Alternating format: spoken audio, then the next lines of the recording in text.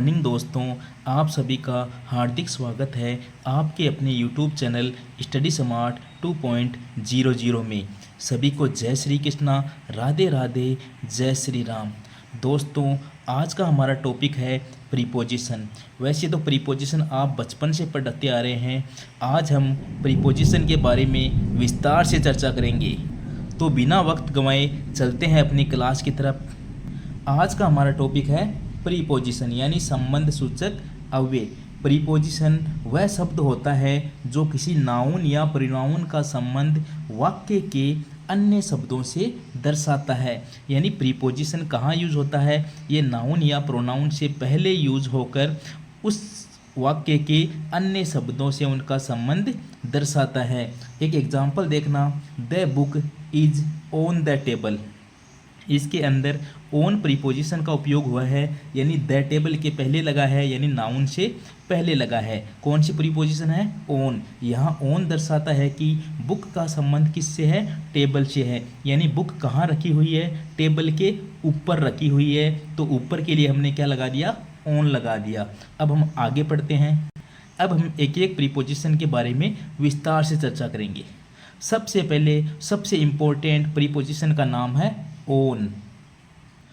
Own जब कोई एक वस्तु दूसरे वस्तु के ऊपर रखी हुई हो यानी टच हो तो ओन का प्रयोग करते हैं। यहाँ देखना, जैसे एक यहाँ टेबल है, उसके ऊपर कुछ वस्तु रखी हुई है, यानी किसी चीज़ के कोई वस्तु ऊपर रखी हुई है और वो टच करनी चाहिए, यानी वो टच होनी चाहिए, तब हम किसका उपयोग करते हैं? ओन का प्रयोग करते हैं। यानी कोई वस्तु ऊपर हो और टच कर रही हो, तब हम किसका प्रयोग करेंगे? ओन का प्रयोग करेंगे।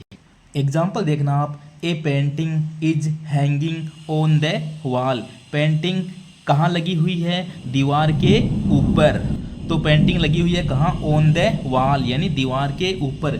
He sat on the chair. वह है कुर्सी के ऊपर बैठा है। कहाँ बैठा है? कुर्सी के ऊपर। ऊपर भी है और टच भी कर रहा है, इसलिए दोनों जगह हमने किसका यूज किया? ओन का यूज किया। दूसरा यूज देखते हैं, यह है निश्चित दिन, निश्चित दिनांक और निश्चित अवसर से पहले प्रयोग किया जाता है। इम्पोर्टेंट बात है, तीनों चीज़ आप याद रखना, या तो कोई निश्चित दिन हो या फिक्स दिनांक हो या फिक्स कोई अवसर हो, उससे पहले ओन का प्रयोग किया जाता है। यानी निश्चित दिन, निश्चित दिनांक और निश्चित अवसर से पहले किसका उपयोग करेंगे? ओन का उपयोग करेंगे। देखो कैसे कैसे करेंगे। निश्चित दिन की बात करते हैं, जैसे एग्जाम्पल है, we shall meet on Monday. जैसे संडे, मंडे, जितने भी वीक के सप्ताह के वार हैं वो फिक्स दिन होते हैं, इसलिए संडे मंडे इनसे पहले किसका यूज करेंगे? ओन का यूज करेंगे। On Monday, on Sunday, on Tuesday. समझ गए? दूसरा देखो, निश्चित दिनांक, our annual function is on April 3rd। यानी कितनी तारीख की बात हो रही है? 3 अप्रैल की बात हो रही है। निश्चित दिनांक है, इसलिए इसके साथ भी किसका यूज कर दिया? ओन का यूज कर दिया। निश्चित दिनांक होनी चाहिए, जैसे 3 तारीख है, 3 अप्रैल है, 4 अप्रैल है, 5 मई है, 10 जून है। ऐसे जो भी फिक्स डेट है उनसे पहले हम किसका यूज करेंगे? ओन का यूज करेंगे। तीसरा देखना, निश्चित अवसर कौन कौन से होते हैं। There was a big party on my birthday. मेरे बर्थडे के ऊपर एक पार्टी रखी गई बड़ी। देखो, ऑन माई बर्थडे, मेरे जन्मदिन पर, यानी निश्चित अवसर है तो हमने क्या लगा दिया? ओन। अर्थ भी निकल रहा है, ओन यानी ऊपर, यानी पर, बर्थडे पर, तो ऑन माई बर्थडे।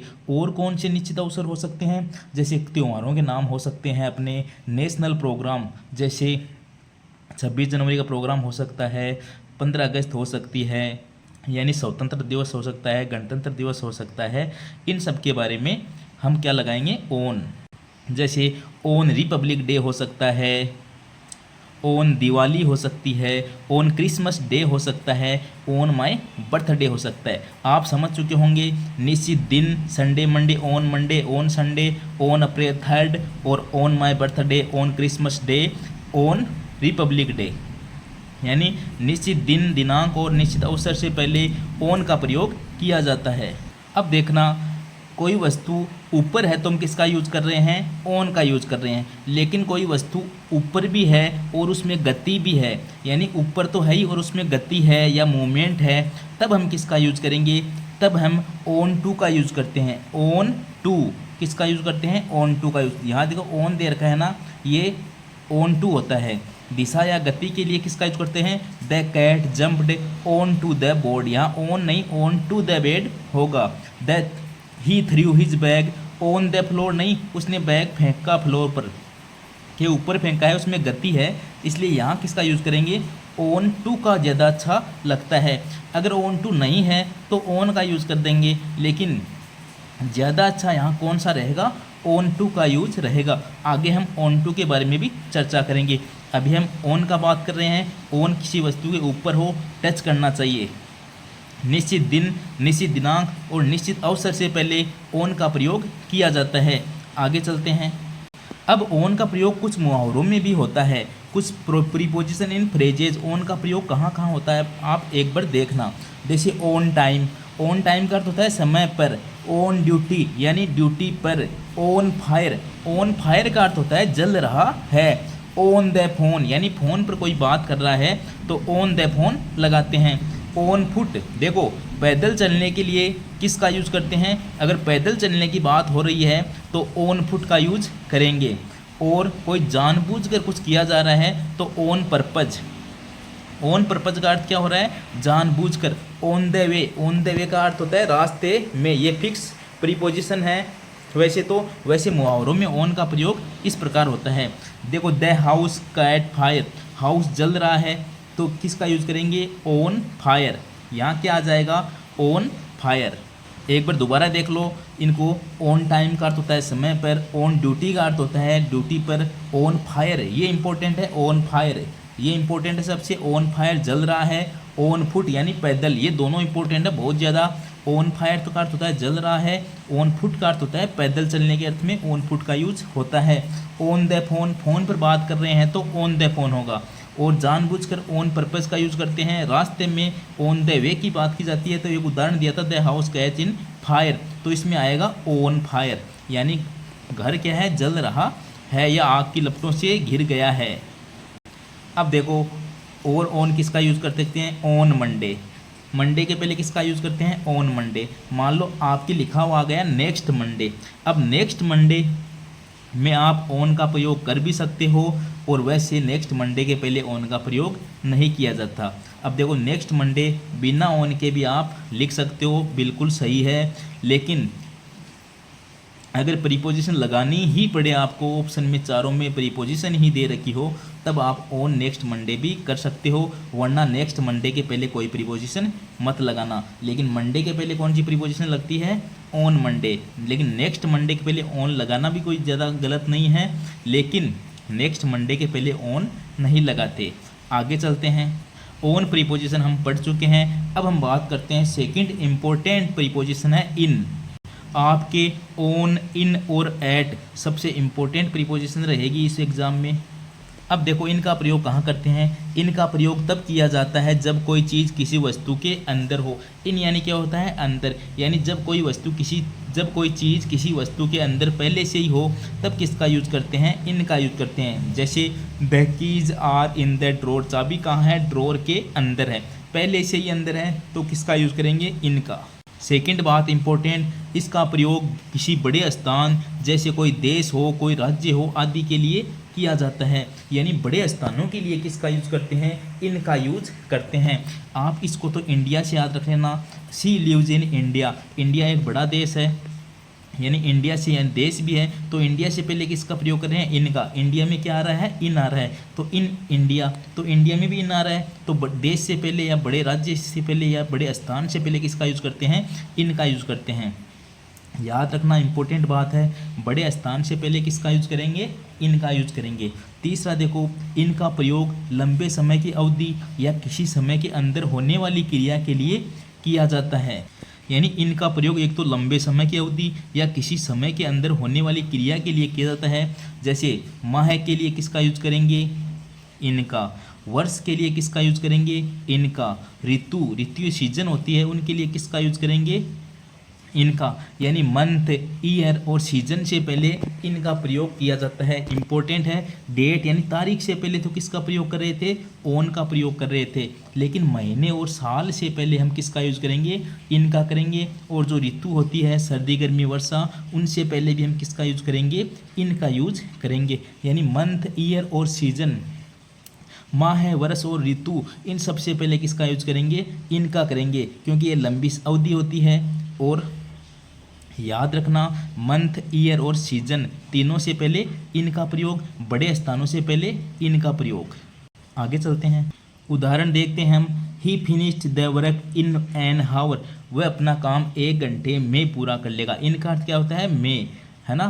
तो देखो फिक्स समय होता है कोई, उसके लिए अपन निश्चित समय अवधि में कोई काम पूरा करना हो तो उसके लिए इन लगा सकते हैं। जैसे he finished the work in an hour, यानी he finished the work in an hour, fix निश्चित समय सीमा में काम पूरा हो रहा है।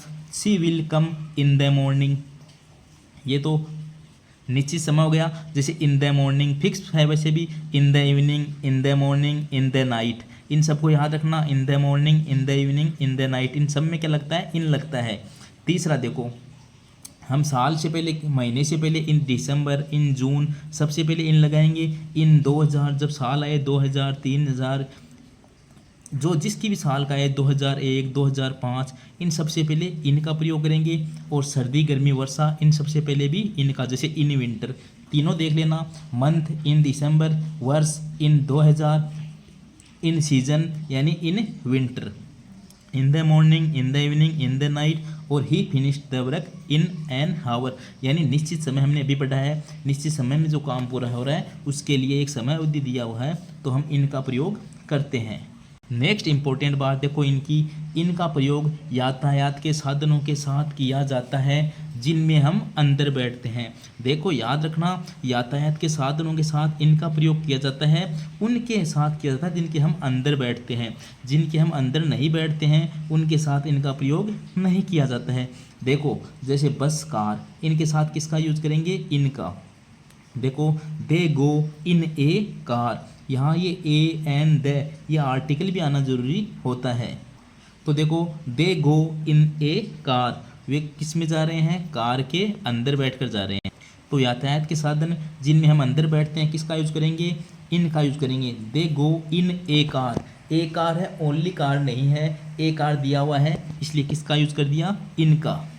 आगे देखो, इसका प्रयोग किसी वस्तु के अंदर बताने के लिए किया जाता है, हम पढ़ चुके हैं। He is in the house, in यानी होता ही अंदर है, जो पहले से अंदर है उसके लिए इनका यूज करते हैं।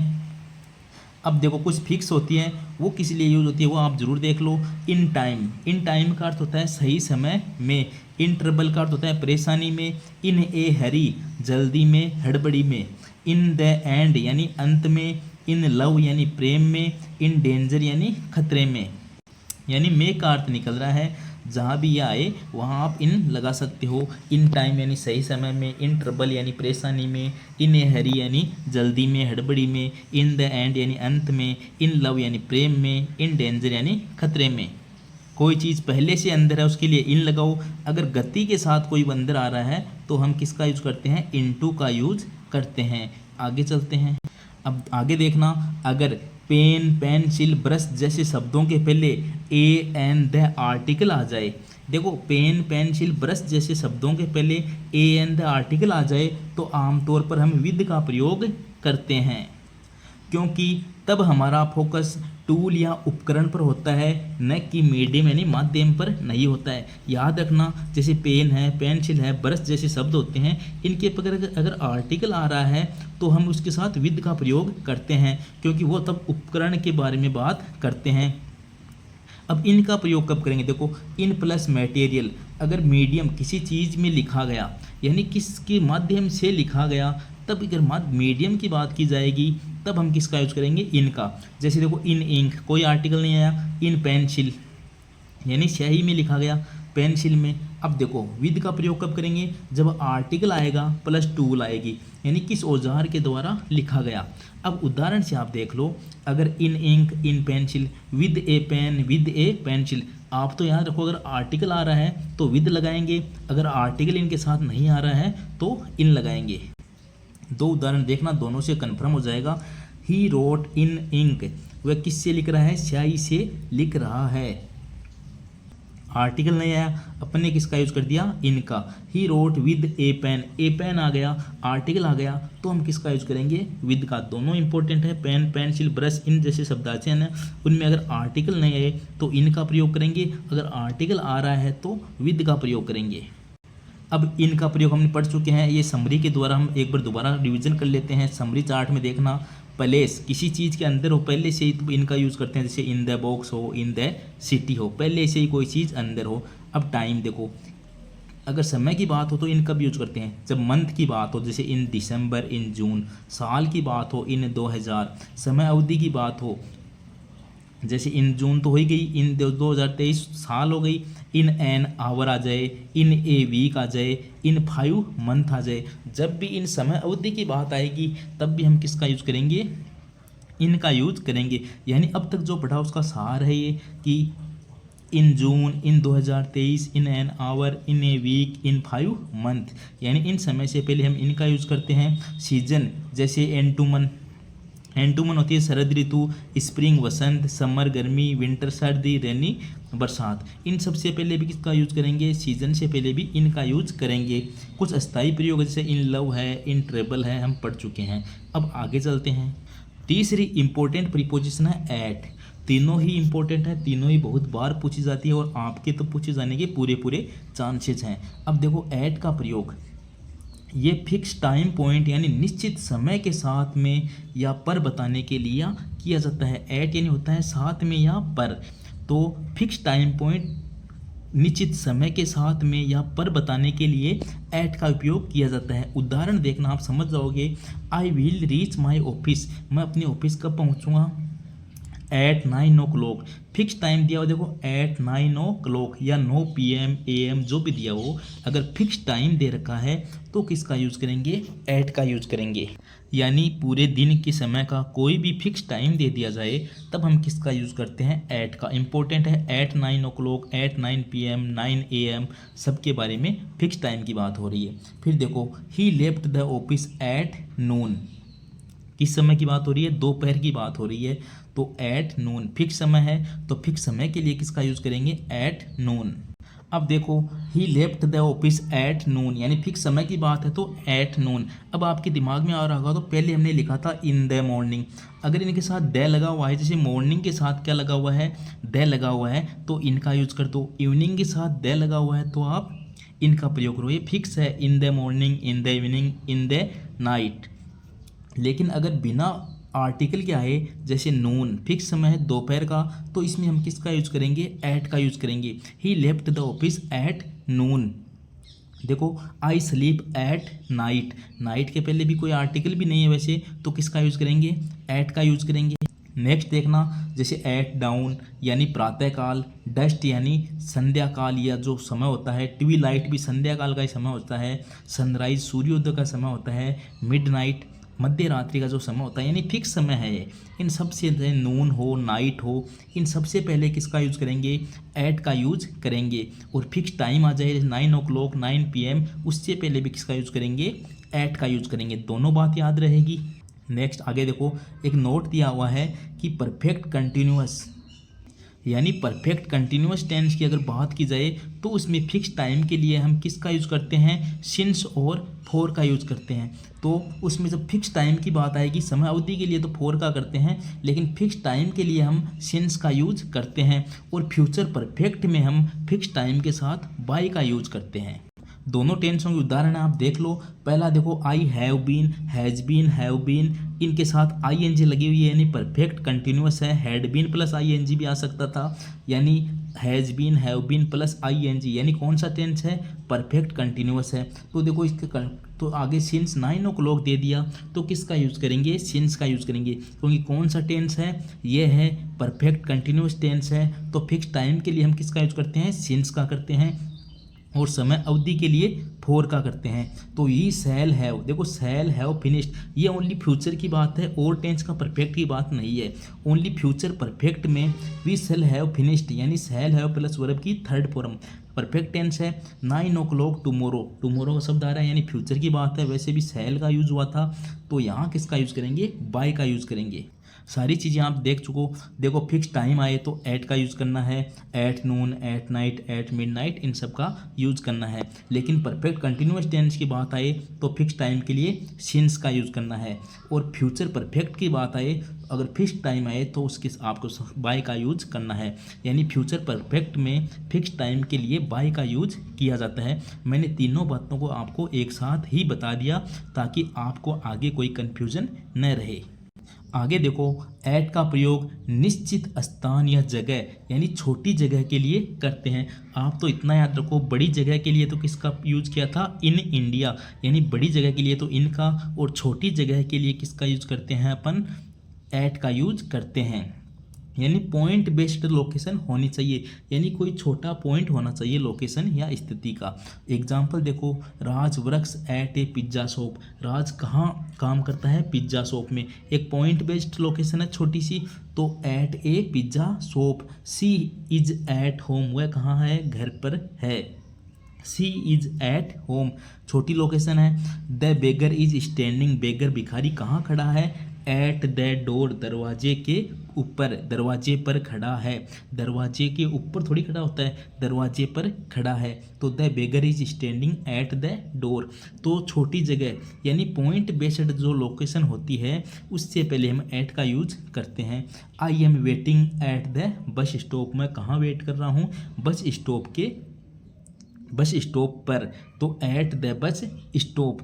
अब देखो और क्या हो सकते हैं, ये जो छोटी लोकेशन है, एट रेलवे स्टेशन हो सकता है, एट एयरपोर्ट हो सकता है, एट वेजिटेबल मार्केट हो सकता है, या आई live at Khatipura in Jaipur. अब देखो बड़े स्थान के लिए जब इन और एट दोनों का साथ यूज़ करना हो तो बड़ा स्थान क्या है, जयपुर है, इनका यूज़ कर दिया। खातीपुरा उसकी एक कॉलोनी है, छोटी जगह है, तो उसके पहले एट का यूज़ कर दिया। यानी दो जगह एक साथ आए तो बड़ी जगह के पहले इनका यूज़ कर दो, छोटी जगह के पहले एट का। तो आई live at Khatipura in Jaipur, यानी खातीपुरा के पहले एट लगाओ, जयपुर के पहले इन। बाकी जो छोटी जगह पॉइंट बेस्ड लोकेशन है वो आप समझ चुके हैं, जैसे a pizza shop, at home, at the door, at bus stop, at railway station, at airport, at vegetable market. और लास्ट था I live at Khatipura in Jaipur. बड़ी जगह के लिए इन, छोटी जगह के लिए एट। हम सभी को एक साथ कंपैरिजन करके चल रहे हैं जिससे कि आपको कोई कन्फ्यूज़न ना रहे। नेक्स्ट आप देखना, एट का प्रयोग किसी वस्तु की कीमत बताने के लिए किया जाता है। यानी किसी वस्तु की कीमत बतानी हो तो हम किसका यूज़ करते हैं, एट का यूज़ करते हैं। यानी जैसे रेट बतानी हो, स्पीड बतानी हो या उम्र बतानी हो, तीनों के साथ किसका यूज़ करेंगे, एट का यूज़ करेंगे। रेट यानी कीमत बताने के लिए, स्पीड बताने के लिए और एज उम्र बताने के लिए भी एट का यूज़ किया जाता है। देखना आप एग्जाम्पल पहला, milk is sold at 90 rupees A litre. दूध कितने में बेचा जा रहा है, 90 रुपीज़ ए लीटर, यानी 1 लीटर कितने रुपए हैं, 90 रुपीज़ ए लीटर। ये क्या है, वस्तु की कीमत है, इसलिए किसका यूज़ कर दिया, at. He was driving at 80 kilometre per hour, ये स्पीड की बात है इसलिए किसका यूज़ कर दिया, एट का। सी गोट मैरिड एट 25, यानी उम्र की बात की गई है इसलिए इसमें किसका यूज़ कर दिया, एट का यूज़ कर दिया। यानी उसकी 25 की उम्र पर शादी हुई, ऐसा कुछ लिखा गया है, पर क्या अर्थ निकल रहा था, तो सी गोट मैरिड एट 25। यानी रेट, स्पीड और एज के लिए हम किसका यूज करते हैं, एट का यूज करते हैं। आप तो कीमत और स्पीड को अच्छे से याद रखना, दोनों से पूछा जा सकता है। यानी किसी कीमत यानी 90 रुपीज़ लीटर या 80 किलोमीटर पर आवर, यानी कीमत जानने के लिए एट का यूज किया जाता है। नेक्स्ट देखो, जब कोई व्यक्ति किसी इवेंट, गैदरिंग या पैलेस पर मौजूद हो, यानी जब कोई व्यक्ति किसी इवेंट, गैदरिंग या पैलेस पर मौजूद हो तब भी हम किसका यूज़ करेंगे, एट का यूज़ करेंगे। देखो, she is eight the party, ये आप उससे याद रखना, पॉइंट बेस्ड लोकेशन है ये सारी, तो उसी का एक अलग चेंज में दिया है मैंने। She is at the party, वह कहाँ पर है, पार्टी पर। She met at the wedding, कौन सा स्थान है, at the wedding. She spoke at the conference, कौन सा स्थान है, एट द कॉन्फ्रेंस। यानी पॉइंट बेस्ड लोकेशन के लिए हम किसका यूज करते हैं, एट का। She is at the home, at home, at the party, at the wedding, at the conference. अब आपको ओन, इन, एट तीनों में कोई कन्फ्यूज़न नहीं है, तीनों आपने अच्छे से याद कर लिए होंगे। अब आपके इम्पोर्टेंट है 3, ये देखो नीचे एक मैंने लेके आया हूँ मैं छोटा सा याद रखने की ट्रिक, आपके ऐसा ही इजी से सॉल्व हो जाएगा कि एट का प्रयोग कब करते हैं, जब फिक्स समय हो, जैसे एट 7, एट नाइट, फिक्स समय है एट 7 o'clock एट नाइट, यानी समय के लिए किसका यूज़ कर रहे हैं, एट का। अब देखो ऑन का कब करते हैं, ऑन मंडे यानी सप्ताह के दिन, ऑन 26 जनवरी, और तारीख से पहले यानी दिन और तारीख पर किसका यूज़ कर रहे हैं, ऑन का। अब इनका देखो मंथ से पहले, इन जुलाई, इन 2024 यानी साल से पहले, और सीजन से पहले यानी ऋतु से पहले। तो महीने साल पर इन, दिन और तारीख पर ऑन, और समय के लिए एट, जैसे at 7 o'clock at night, on Monday, on 26 January, in July, in 2024, महीने साल पर इन, दिन और तारीख पर ऑन, और फिक्स समय के लिए एट। एक ही स्लाइड में आपका पूरा रिवीजन। अब आगे चलते हैं। अब यहाँ देखना कुछ कॉमन वर्ब होती है जहाँ एट किसका का काम करता है, टुवार्ड्स का काम भी करता है। टुवार्ड्स का अर्थ क्या होता है, किसी की और। कई बार टुवार्ड्स की जगह एट का यूज किया जाता है, यानी एट किसका काम करेगा, टुवार्ड्स का। टुवार्ड्स का अर्थ क्या होता है, किसी की और यानी की तरफ। देखो कैसे यूज किया जाता है, यहाँ एट टुवार्ड्स ए पर्सन और ऑब्जेक्ट, यानी किसी की और, किसी की तरफ, ऐसा जब वाक्य में आए तब हम किसका यूज करते हैं, टुवार्ड्स की जगह एट का यूज कर सकते हैं। आप देखना, she looked at me, she looked at me, उसने किस किस मेरी तरफ देखा, किसकी तरफ देखा, मेरी तरफ। ही स्माइल्ड एट द बेबी, वह बेबी की ओर स्माइल कर रही है। ही साउटेड एट द डॉग, वह डॉग की ओर चिल्ला रही है। ही पॉइंटेड एट द मैप, वह पॉइंट की ओर इशारा कर रही है। ही थ्रू, हाँ इतने आप देखना दोबारा, looked at, smiled at, shouted at, pointed at, इन सब के साथ ये वर्ब है। यहाँ देखो वर्ब के आगे यूज हुआ है, smiled at, shouted at, pointed at, looked at, इन सब के साथ हम किसका यूज करते हैं, एट का यूज करते हैं, क्योंकि ये किसी की ओर इशारा करने के अर्थ में यूज होता है। अब आगे देखना, he threw the ball at me, उसने मुझे मारने की कोशिश की। इसमें दो कन्फ्यूजन है, अगर कोई बॉल फेंकी जा रही है और वो मारने अटैक की पोजीशन से फेंकी जा रही है, तब तो आपको एट का यूज करना है। देखो, he threw the ball to me, लेकिन अगर ओफर या पास के लिए यानी नॉर्मल अपन गेंद फेंक रहे हैं किसी की तरफ, तब उसके लिए हम टू का प्रयोग करते हैं। यानी अटैक के, देखो अटैक होस्टिल क्या होता है, विरोधी, होस्टाइल या अग्रेसिव यानी विरोध या अटैक के रूप में फेंकी गई बॉल के लिए तो एट लगाओ, लेकिन फ्रेंडली और कैच के लिए जो बॉल फेंकी जाती है उसके लिए टू का यूज किया जाता है। जब की क्रिया किसी व्यक्ति या चीज़ की ओर होती है यानी दिशा टारगेट है तो एट लगता है। याद रख लेना आप इनको, smiled at, giggled at. Giggled at क्या होता है, दबी दबी हंसी हंसना। लाफ्ड एट, साउटेड एट चिल्लाना होती है। नोक्ड एट यानी दस्तक देना, किसी द्वार पर दस्तक देते हैं। यील्ड एट यानी बाही पर चिल्लाना, यानी यील्ड एट क्या होता है, चिल्लाना, जैसे सिस्टर यील्ड एट ब्रदर यानी भाई पर चिल्लाई। एम्ड एट क्या होता है, निशाना साधा। यानी ये वर्ब हैं जिनके आगे एट का यूज होता है। एक बार दोबारा देख लो, smiled at, giggled at, laughed at, shouted at, knocked at, yelled at और एम्ड एट। यानी इन वर्ब में किसी की ओर यानी टुवार्ड्स जैसा काम किया जा रहा है तो इसमें अपन एट का यूज करते हैं। बॉल फेंकने में अगर विरोध में फेंकी गई है तो एट, अगर नॉर्मल गेंद फेंकी गई है तो टू। अब आगे चलते हैं। नेक्स्ट हमारी प्रीपोजिशन है अंडर।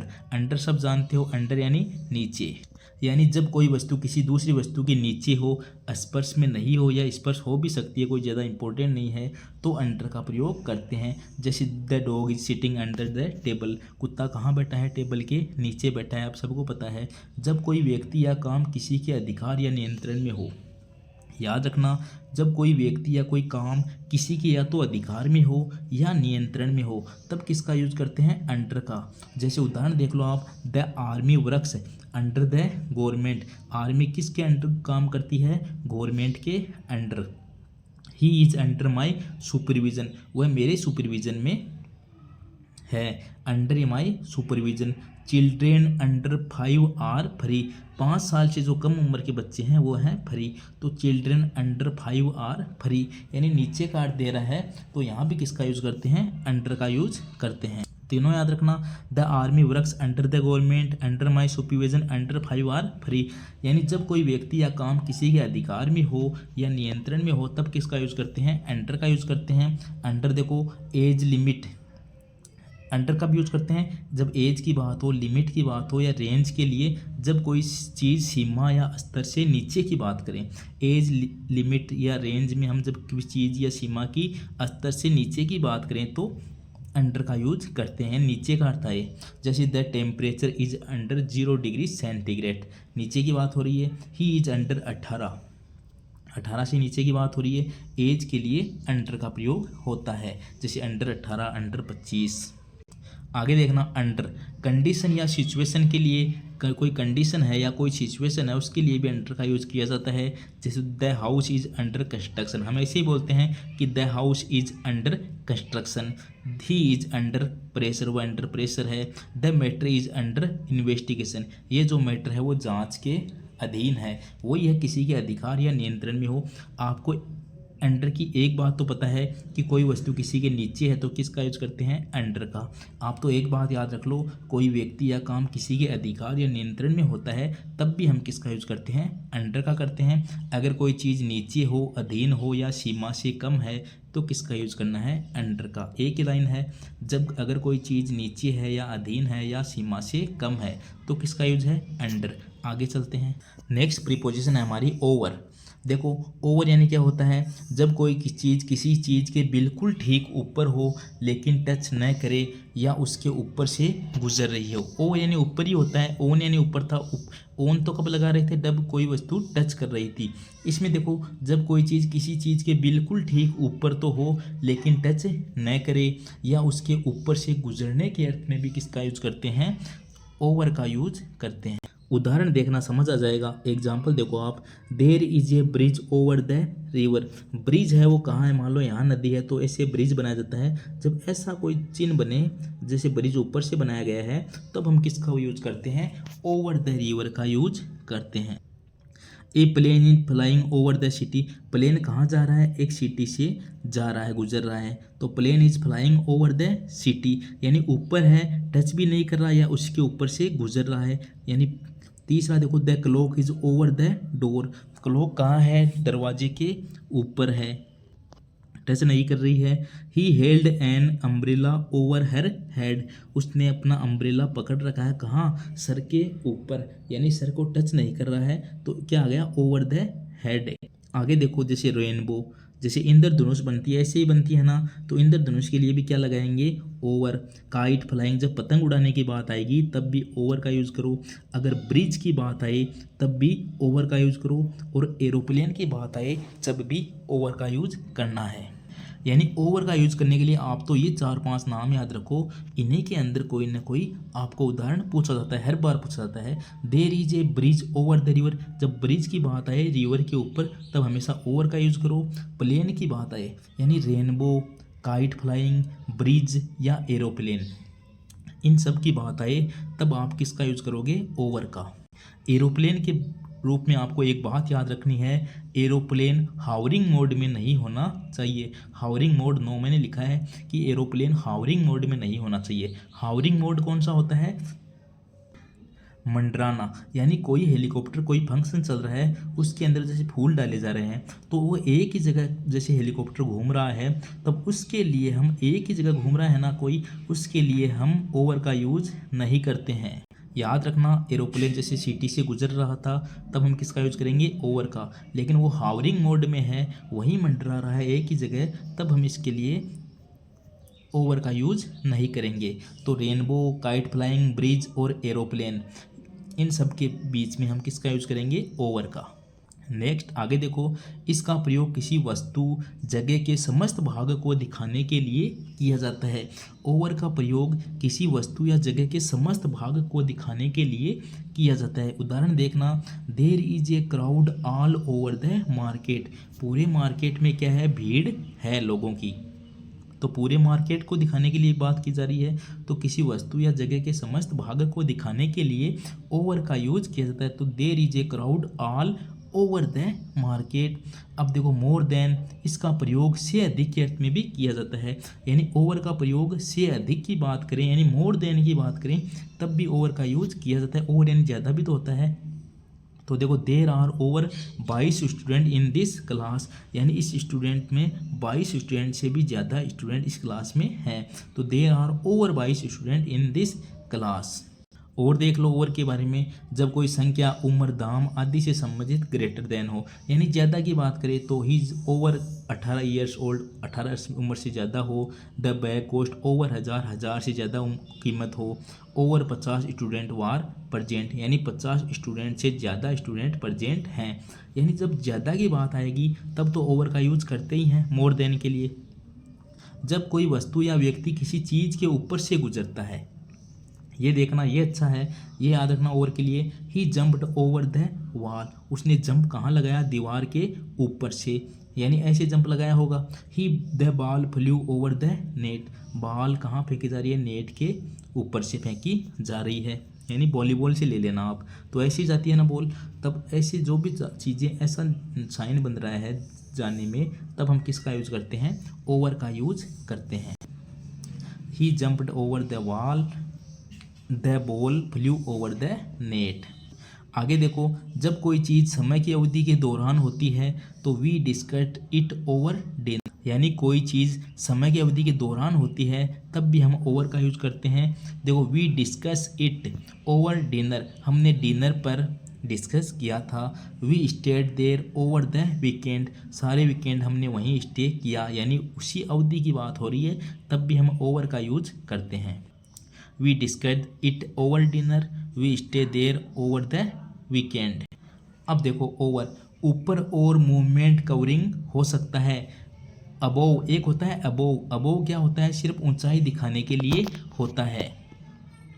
अब आप ओवर और अबोव को आप तुलना करके याद रखना कि ओवर में तो क्या होता है, ऊपर तो होता ही है, मूवमेंट होता है और कवरिंग भी हो सकता है, यानी कुछ चीज़ कवर कर सकता है। अबोव क्या करता है, सिर्फ ऊंचाई दिखाने का काम करता है, दोनों में ही कोई टच नहीं होता है। The plane flew over the city, plane उड़ रहा है सिटी के ऊपर से, किसका यूज करेंगे, ओवर का यूज करेंगे। The picture is above the bed, photo कहाँ लगी हुई है, बेड के ऊपर, सिर्फ ऊंचाई दर्शाने के लिए यूज हुआ है तो अबोव, यानी the picture is above the bed. The cloth is spread over the table, अच्छा उदाहरण है, याद रखना, कोई कपड़ा है वो पूरी टेबल को कवर कर रहा है तो ओवर का यूज करते हैं, यानी कवरिंग हो सकता है। The cloth is spread over the table, कोई कपड़ा पूरी टेबल पर बिछाया हुआ है तब भी हम किसका यूज करेंगे, ओवर का, यानी कवरिंग हो सकता है। यहाँ लिखा हुआ है ना ओवर ऊपर और मूवमेंट कवरिंग हो सकता है। और the fan is above the table, पंखा कहाँ है, टेबल के ऊपर है, सिर्फ ऊंचाई दिखाने के लिए है तो अबोव। तो ऊपर और मूवमेंट कवरिंग हो सकता है ओवर, अबोव सिर्फ ऊंचाई दिखाने के लिए। आगे चलते हैं, दोबारा समझो।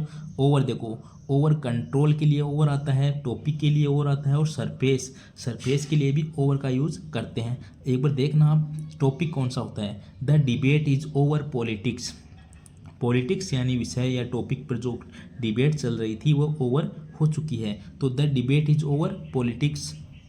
दूसरा कंट्रोल की बात करें या अपन इस सरफेस की बात करें, the towel is spread over the table, यानी टेबल पर वो टॉवल डाला हुआ है, यानी उसको पूरा कवर कर रहा है तो किसका यूज कर दिया, ओवर का। She has control over the team, वह पूरी टीम पर कंट्रोल रख रहा है, तो कंट्रोल की बात जब आए तब ओवर द टीम, तो कंट्रोल के बाद किसका यूज करेंगे, ओवर का यूज करेंगे।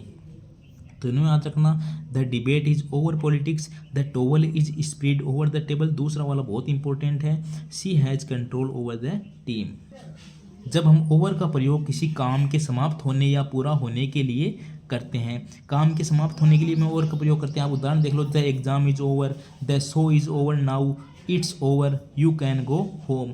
इन सब में काम के पूरे होने का भाव आ रहा है तो हम इसमें भी ओवर का यूज़ करते हैं। काम पूरा हो रहा है, ज़्यादा की बात कर रहे हैं तो ओवर का यूज़ कर रहे हैं। अब कुछ फिक्स हैं वो भी ओवर के साथ यूज़ होती है, जैसे देखना ओवर स्मार्ट, हमेशा यूज़ होता है। ओवर स्मार्ट यानी ज़रूरत से ज़्यादा चालाक। ओवरफ्लो यानी बह जाना, सीमा के बाहर। ओवरटेक यानी आगे निकल जाना गाड़ी के संदर्भ में। ओवर ईट यानी ज़्यादा खाने के लिए ओवर ईट। ओवर वर्क यानी ज़्यादा काम करना। ओवर कॉन्फिडेंस होता है ज़रूरत से ज़्यादा आत्मविश्वास। और ओवर रिएक्ट होता है ज़्यादा प्रतिक्रिया देना। ये फिक्स है। ओवर स्मार्ट ज़रूरत से ज़्यादा चालाक। ओवरफ्लो बह जाना। ओवरटेक आगे निकल जाना। ओवर ईट ज़्यादा खाना। ओवर वर्क ज़्यादा काम करना। ओवर कॉन्फिडेंट ज़रूरत से ज़्यादा आत्मविश्वास। ओवर रिएक्ट ज़्यादा प्रतिक्रिया देना। अब आप ओवर को दोबारा देख सकते हो एक बार। ओवर एक तो किस में होता है, ऊपर के लिए यूज होता है। नोट टचिंग यानी टच नहीं करना चाहिए। एक अधिक मात्रा के लिए किसका यूज करते हैं, ओवर का। ऊपर से पार जाना सबसे इम्पोर्टेंट है इसमें, ओवर में ऊपर से पार जाना। जैसे ब्रिज बनाया गया है नदी के ऊपर, कोई एरोप्लेन जा रहा है, रेनबो की बात कर रहे हैं, इन सबसे पहले ओवर। और समय के दौरान ओवर का यूज़ किया था हमने विषय या नियंत्रण यानी टॉपिक पर या कंट्रोल पर भी हमने ओवर का यूज़ किया था। अब आप देखो स्थान की बात कैसे है, ओवर द चेयर। ज़्यादा की बात हो रही थी, ओवर 100 मार्क्स यानी 100 मार्क्स से ज़्यादा संख्याओं की बात है। गति में जंप्ड ओवर वॉल यानी एक दीवार के ऊपर से कोई जंप कर रहा है तो हम किसका यूज़ करते हैं, ओवर का। इम्पोर्टेंट है। समय जैसे आवर डिनर, हमने डिनर के समय बात की, हम बात कर चुके हैं इनके बारे में। विषय नियंत्रण यानी कंट्रोल आवर टीम, ये सब हम बात कर चुके हैं। आगे चलते हैं। अब थोड़ा सा ओवर और अबोव का एक बार कंपैरिजन दोबारा देख लो आप। ऊपर और मूवमेंट कवरिंग हो तो ओवर का यूज़ करो, और सिर्फ ऊंचाई दिखाने के लिए अबोव का यूज़ करो। जैसे the plane is flew over the city, plane जा रहा है सिटी के ऊपर से। और the picture is above the bed, तो ऊंचाई दिखाने के लिए अबोव, और मूवमेंट कवरिंग के लिए over. The cloth is spread over the table, कपड़ा बिछाया गया है तो over. The fan is above the table, तो इसके लिए अबोव। दोनों चीज़ आप समझ चुकी हो। ये दोनों तीनों उदाहरण में ही आपको उदाहरण देखने को मिलेगा अगर ओवर या अबोव से पूछा जाता है। आगे चलते हैं नेक्स्ट टॉपिक। अब नेक्स्ट है अबोव। जब कोई चीज़ दूसरी चीज़ की ऊंचाई से ऊपर हो, हम पढ़ चुके हैं कि जब ऊंचाई की बात की जाए और छुए नहीं तब हम किसका यूज़ करेंगे, अबोव। देखो the fan is above the table, table के ऊपर है। There is a mirror above the sink, sink के ऊपर है। Birds were flowing above the trees, bird, ये दोनों उदाहरण याद रखना। Birds were flying above the trees. The clouds are above, ऐसे बादल कहाँ हैं, हमारे ऊपर हैं, इसलिए सिर्फ ऊंचाई की बात की जा रही है तब हम किसका यूज करते हैं, अबोव का। लेकिन जब ये वाली स्थिति बनती है तब हम किसका यूज करते हैं, ओवर का यूज करते हैं। एक हेलीकॉप्टर वाला याद रखना, द हेलीकॉप्टर वाज होवरिंग, देखो होवरिंग मोड में है यानी मंडरा रहा है। अबाउट द ग्राउंड, हेलीकॉप्टर ज़मीन से ऊपर मंडरा रहा था, यानी ये ग्राउंड के ऊपर ही हेलीकॉप्टर मंडरा रहा है, इसलिए इसके पहले किसका यूज़ कर दिया, अबोव का। अगर कोई सिटी के ऊपर से हेलीकॉप्टर जाता तो किसका यूज करते, ओवर का। तो सिर्फ ऊंचाई समझाने की बात हो, जैसे यहाँ कोई वस्तु है इसके ऊपर ऊंचाई की बात की जाए तब अबोव का यूज करो। इसमें दो उदाहरण बर्ड्स वाला याद रखना, क्लाउड्स वाला याद रखना, दोनों में अबोव का। अगर प्लेन हावरिंग मोड में है तो हेलीकॉप्टर जब एक ही जगह उड़ रहा है तब हम अबोव का, और सिटी के ऊपर से जा रहा है तो ओवर का यूज करते हैं।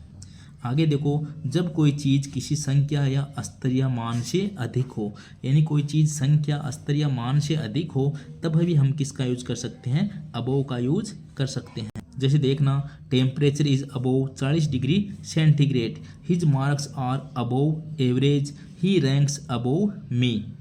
यानी जब कोई व्यक्ति ऊंचे पद या दर्जे में हो, यानी उसकी रैंक ज़्यादा हो या पोजीशन ज़्यादा हो तब हम किसका यूज़ करते हैं, अबोव का। No one is above the law, कोई भी कानून से ऊपर नहीं है। इन सब में किसका यूज़ कर दिया, यानी कोई रैंक में, जैसे ही रैंक अबोव में, उसकी रैंक मेरे से ज़्यादा है तो किसका यूज़ करेंगे, अबोव का। उसके मार्क्स की बात, एवरेज से ज़्यादा की बात की जा रही है तो अबोव का। और no one is above the law, यानी कोई व्यक्ति ऊंचे पद पर हो या दर्जे में अधिक हो या उसकी रैंक अधिक हो, उसकी पोजीशन अधिक हो, कोई एवरेज यानी स्तर में कोई अधिक हो तब हम किसका यूज करते हैं, अबोव का यूज करते हैं। किसी लिखित दस्तावेज या प्रश्न में ऊपर बताए गए संदर्भ के लिए भी अबोव का यूज किया जाता है। जैसे refer to the above statement, the answer is in the above paragraph, ऊपर पैराग्राफ में जो आंसर दिया गया है उसकी बात की गई है। तो refer to the above statement, the answer is in the above paragraph. तो इनके साथ हम किसका यूज करते हैं, अबोव का यूज करते हैं। इम्पोर्टेंट आपको बता चुका हूँ मैं, ये हेलीकॉप्टर वाला इम्पोर्टेंट है, ये ऊंचे पद या दर्जे में हो ये आपके लिए इम्पोर्टेंट है। अब नेक्स्ट है अपोन। अपोन में देखना इसका अर्थ होता है पर, जैसे ही या के समय, यानी अप ओन इसका अर्थ है पर जैसे ही या के समय, पर जैसे ही के समय। उदाहरण देखो आप, upon his arrival the meeting is started, जैसे ही वह आया मीटिंग स्टार्ट हो गई। यानी अपॉन का क्या यूज हो रहा है, जैसे ही। अपॉन एंट्रिंग द रूम, जैसे ही उसने रूम में एंटर किया। ही फेल्ट कोल्ड, उसने सर्दी का महसूस की। Success dependents upon hard work, success किस पे डिपेंड करती है, हार्ड वर्क पर डिपेंड करती है। तो success depends upon hard work. The decision was based upon facts, निर्णय किस पे बेस्ड है, फैक्ट्स पे बेस हैं। The law was enforced the public, जो कानून बनाए जाते हैं वो इन्फोर्स किसके ऊपर है, पब्लिक के ऊपर। तो upon taxes are imposed upon citizen. आप तो डायरेक्ट याद रखो, अपॉन का अर्थ होता है जैसे ही या पर। तो देखो, upon his arrival the meeting is start, जैसे ही वह आया मीटिंग स्टार्ट हो गई। और पर के अर्थ में success dependent upon hard work, the decision was based upon facts, the law was enforced upon the public के ऊपर। टैक्सेस आर, टैक्स लगाए जाते हैं अपॉन सिटीजन यानी नागरिक के ऊपर। पर क्या अर्थ निकल रहा है, तो अपॉन। अपॉन आप समझ चुके हैं अगर आए ऑप्शन में। तो अब समरी देख लो आप थोड़ी सी। स्थान, स्थान की बात करेंगे तो अर्थ निकलेगा पर या ऊपर। The book is upon the table, या ओन वाला भी हो सकता है, कोई बड़ी बात नहीं है। तो आपको एग्जाम में ऐसा कोई प्रश्न नहीं बनता है। घटना, घटना के तुरंत बाद। Upon hearing the news he cried, जैसे ही उसने न्यूज़ सुनी। यानी ये जैसे ही वाला कोई ऑप्शन आए तब उसमें आपको किसका यूज करना है, अपॉन का यूज करना है। निर्भरता की बात की जाए यानी पर आधारित। इट डिपेंड्स, यानी ये डिपेंड की बात आ जाए, किसकी डिपेंड है, अपॉन ट्रुथ, सत्यता के ऊपर। तब हम किसका यूज करेंगे, अपॉन का यूज करेंगे। कानून को लागू करने की बात आएगी, लॉ एक्ट्स अपॉन क्राइम, तब भी हम किसका यूज करेंगे, अपॉन का यूज करेंगे। यानी tax are imposed upon citizen, law was imposed the public, और लॉ एक्ट्स अपॉन क्राइम। आप समझ चुके हैं अपॉन, आगे चलते हैं। नेक्स्ट है ऑन टू। ऑन टू हम पढ़ चुके हैं, जब ऊपर की बात हो और उसमें गति हो तो किसका यूज करते हैं, ऑन टू का। एक बार देख लो, ऑन टू तब प्रयोग होता है जब कोई चीज़ नीचे से ऊपर की ओर चढ़ती है और किसी सतह पर पहुंचती है।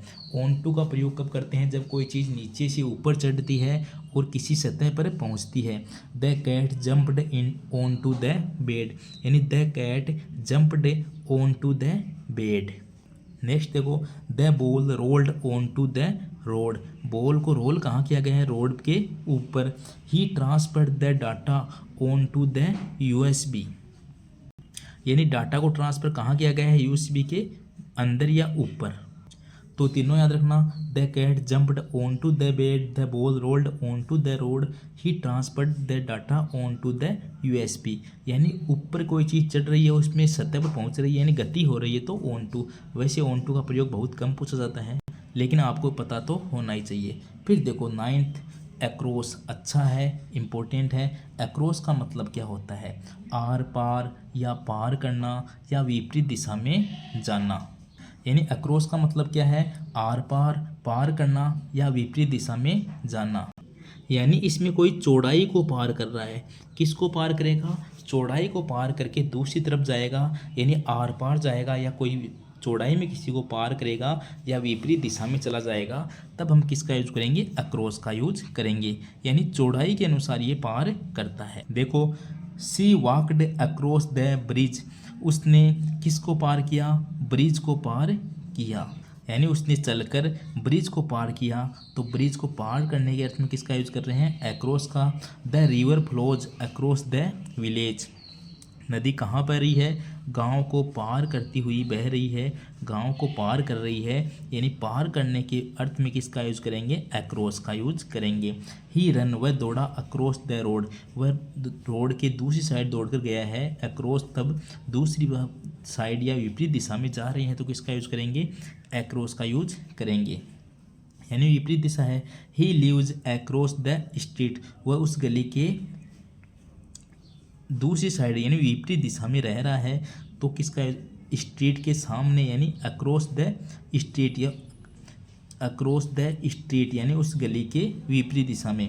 There is a shop across the park, park के अक्रॉस में जो शॉप है यानी विपरीत दिशा में जो शोर है, बीच में कोई रास्ता है उसके इधर है तो अक्रॉस। यानी आपको याद रखना है, अगर आर पार की बात की जाए, पार करना का अर्थ निकले या विपरीत दिशा में जाने का अर्थ निकले, तब हम किसका यूज करते हैं, अक्रॉस का। वो चौड़ाई को पार करना चाहिए, या फिर जैसे across the street, across the park, यानी जो भी है उसके विपरीत दिशा में होनी चाहिए। दूसरा अक्रॉस में इंपॉर्टेंट बनता है, कोई चीज़ पूरे क्षेत्र में फैल रही है, कोई बीमारी, तब हम किसका यूज करते हैं, अक्रॉस का यूज करते हैं। देखो कोविड स्प्रीड यानी फैलना अक्रॉस द वर्ल्ड, कोविड पूरे संसार में फैल गया था तो पूरे क्षेत्र में फैलने की बात आए तो किसका यूज करेंगे, across. News spread across the country, news कहाँ फैल गई, पूरे देश में। जब वर्ल्ड या कंट्री में पूरे क्षेत्र में फैलने की बात आएगी तब हम किसका यूज करेंगे, अक्रॉस का यूज करेंगे। आगे देखो थ्रो कम्युनिकेशन, यानी फ़ोन के, जैसे फ़ोन है, टीवी है, सोशल मीडिया, इनके द्वारा भी कुछ फैलता है तब भी हम किसकी बात करते हैं, अक्रॉस की बात करते हैं।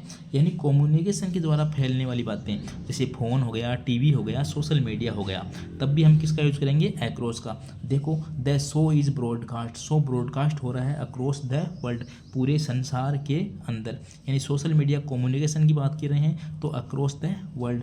She is famous across social media, social media की बात आ रही है तो अक्रॉस सोशल मीडिया, यानी communication, phone, TV, social media की बात आए तब भी हम किसका यूज़ करेंगे, अक्रॉस का यूज करेंगे। आगे देखो अक्रॉस यानी क्या होता है, आर पार, एक ओर से दूसरी ओर। एक होता है थ्रो, इसको देखना थ्रो, एक तो होता है अक्रॉस, आर पार, एक ओर से दूसरी ओर। एक होता है थ्रो, दोनों में बहुत मामूली डिफरेंस है। थ्रो क्या होता है, भीतर से पार करना, अक्रॉस में तो क्या चौड़ाई से पार कर रहे थे, आर पार जा रहे थे एक ओर से दूसरी ओर, लेकिन थ्रो क्या होता है, भीतर से पार करना। देखो एक बार, वॉक अक्रॉस द रोड, हमने रोड को क्रॉस किया तो अक्रॉस लगा दिया, लेकिन वॉक थ्रो द फॉरेस्ट, हमने जंगल को पार किया, हम जंगल के बीच से जाते हैं यानी उसके भीतर से पार कर रहे हैं तो उसमें क्या आएगा, थ्रो आएगा।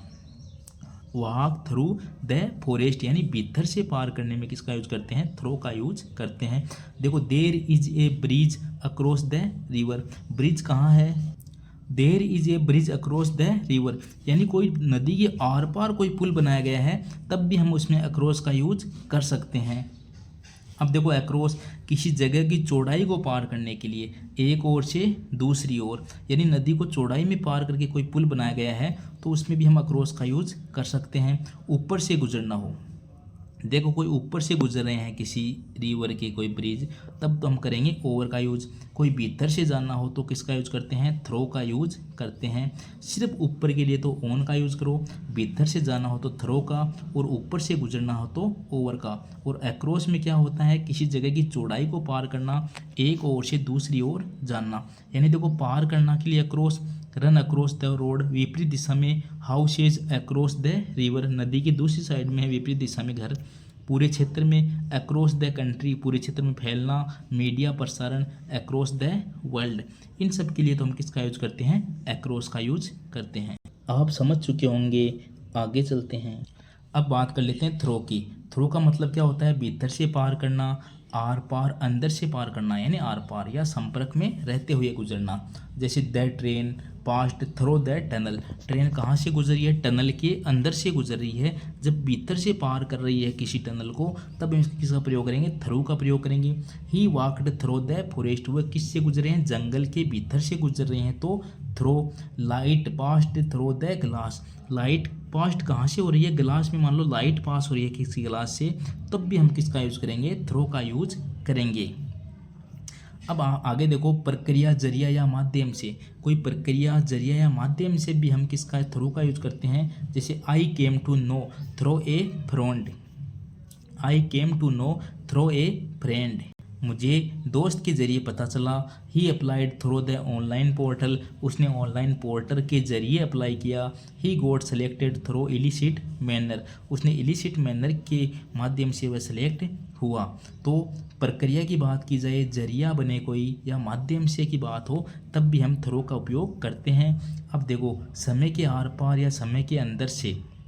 He worked hard through the night, वह पूरी रात भर मेहनत करते रहे। He stayed with us through the summer, वो गर्मियों में वहीं उन्होंने स्टे किया था पूरी गर्मी, यानी समय की बात की जाए तब भी हम थ्रो का यूज़ करते हैं। लेकिन इम्पोर्टेंट है, थ्रो में आपसे यही पूछा जाएगा कि वो भीतर से पार कर रहे हैं, जैसे through the tunnel, through the forest, through the glass, इन्हीं उदाहरण से आपको पूछा जाना है।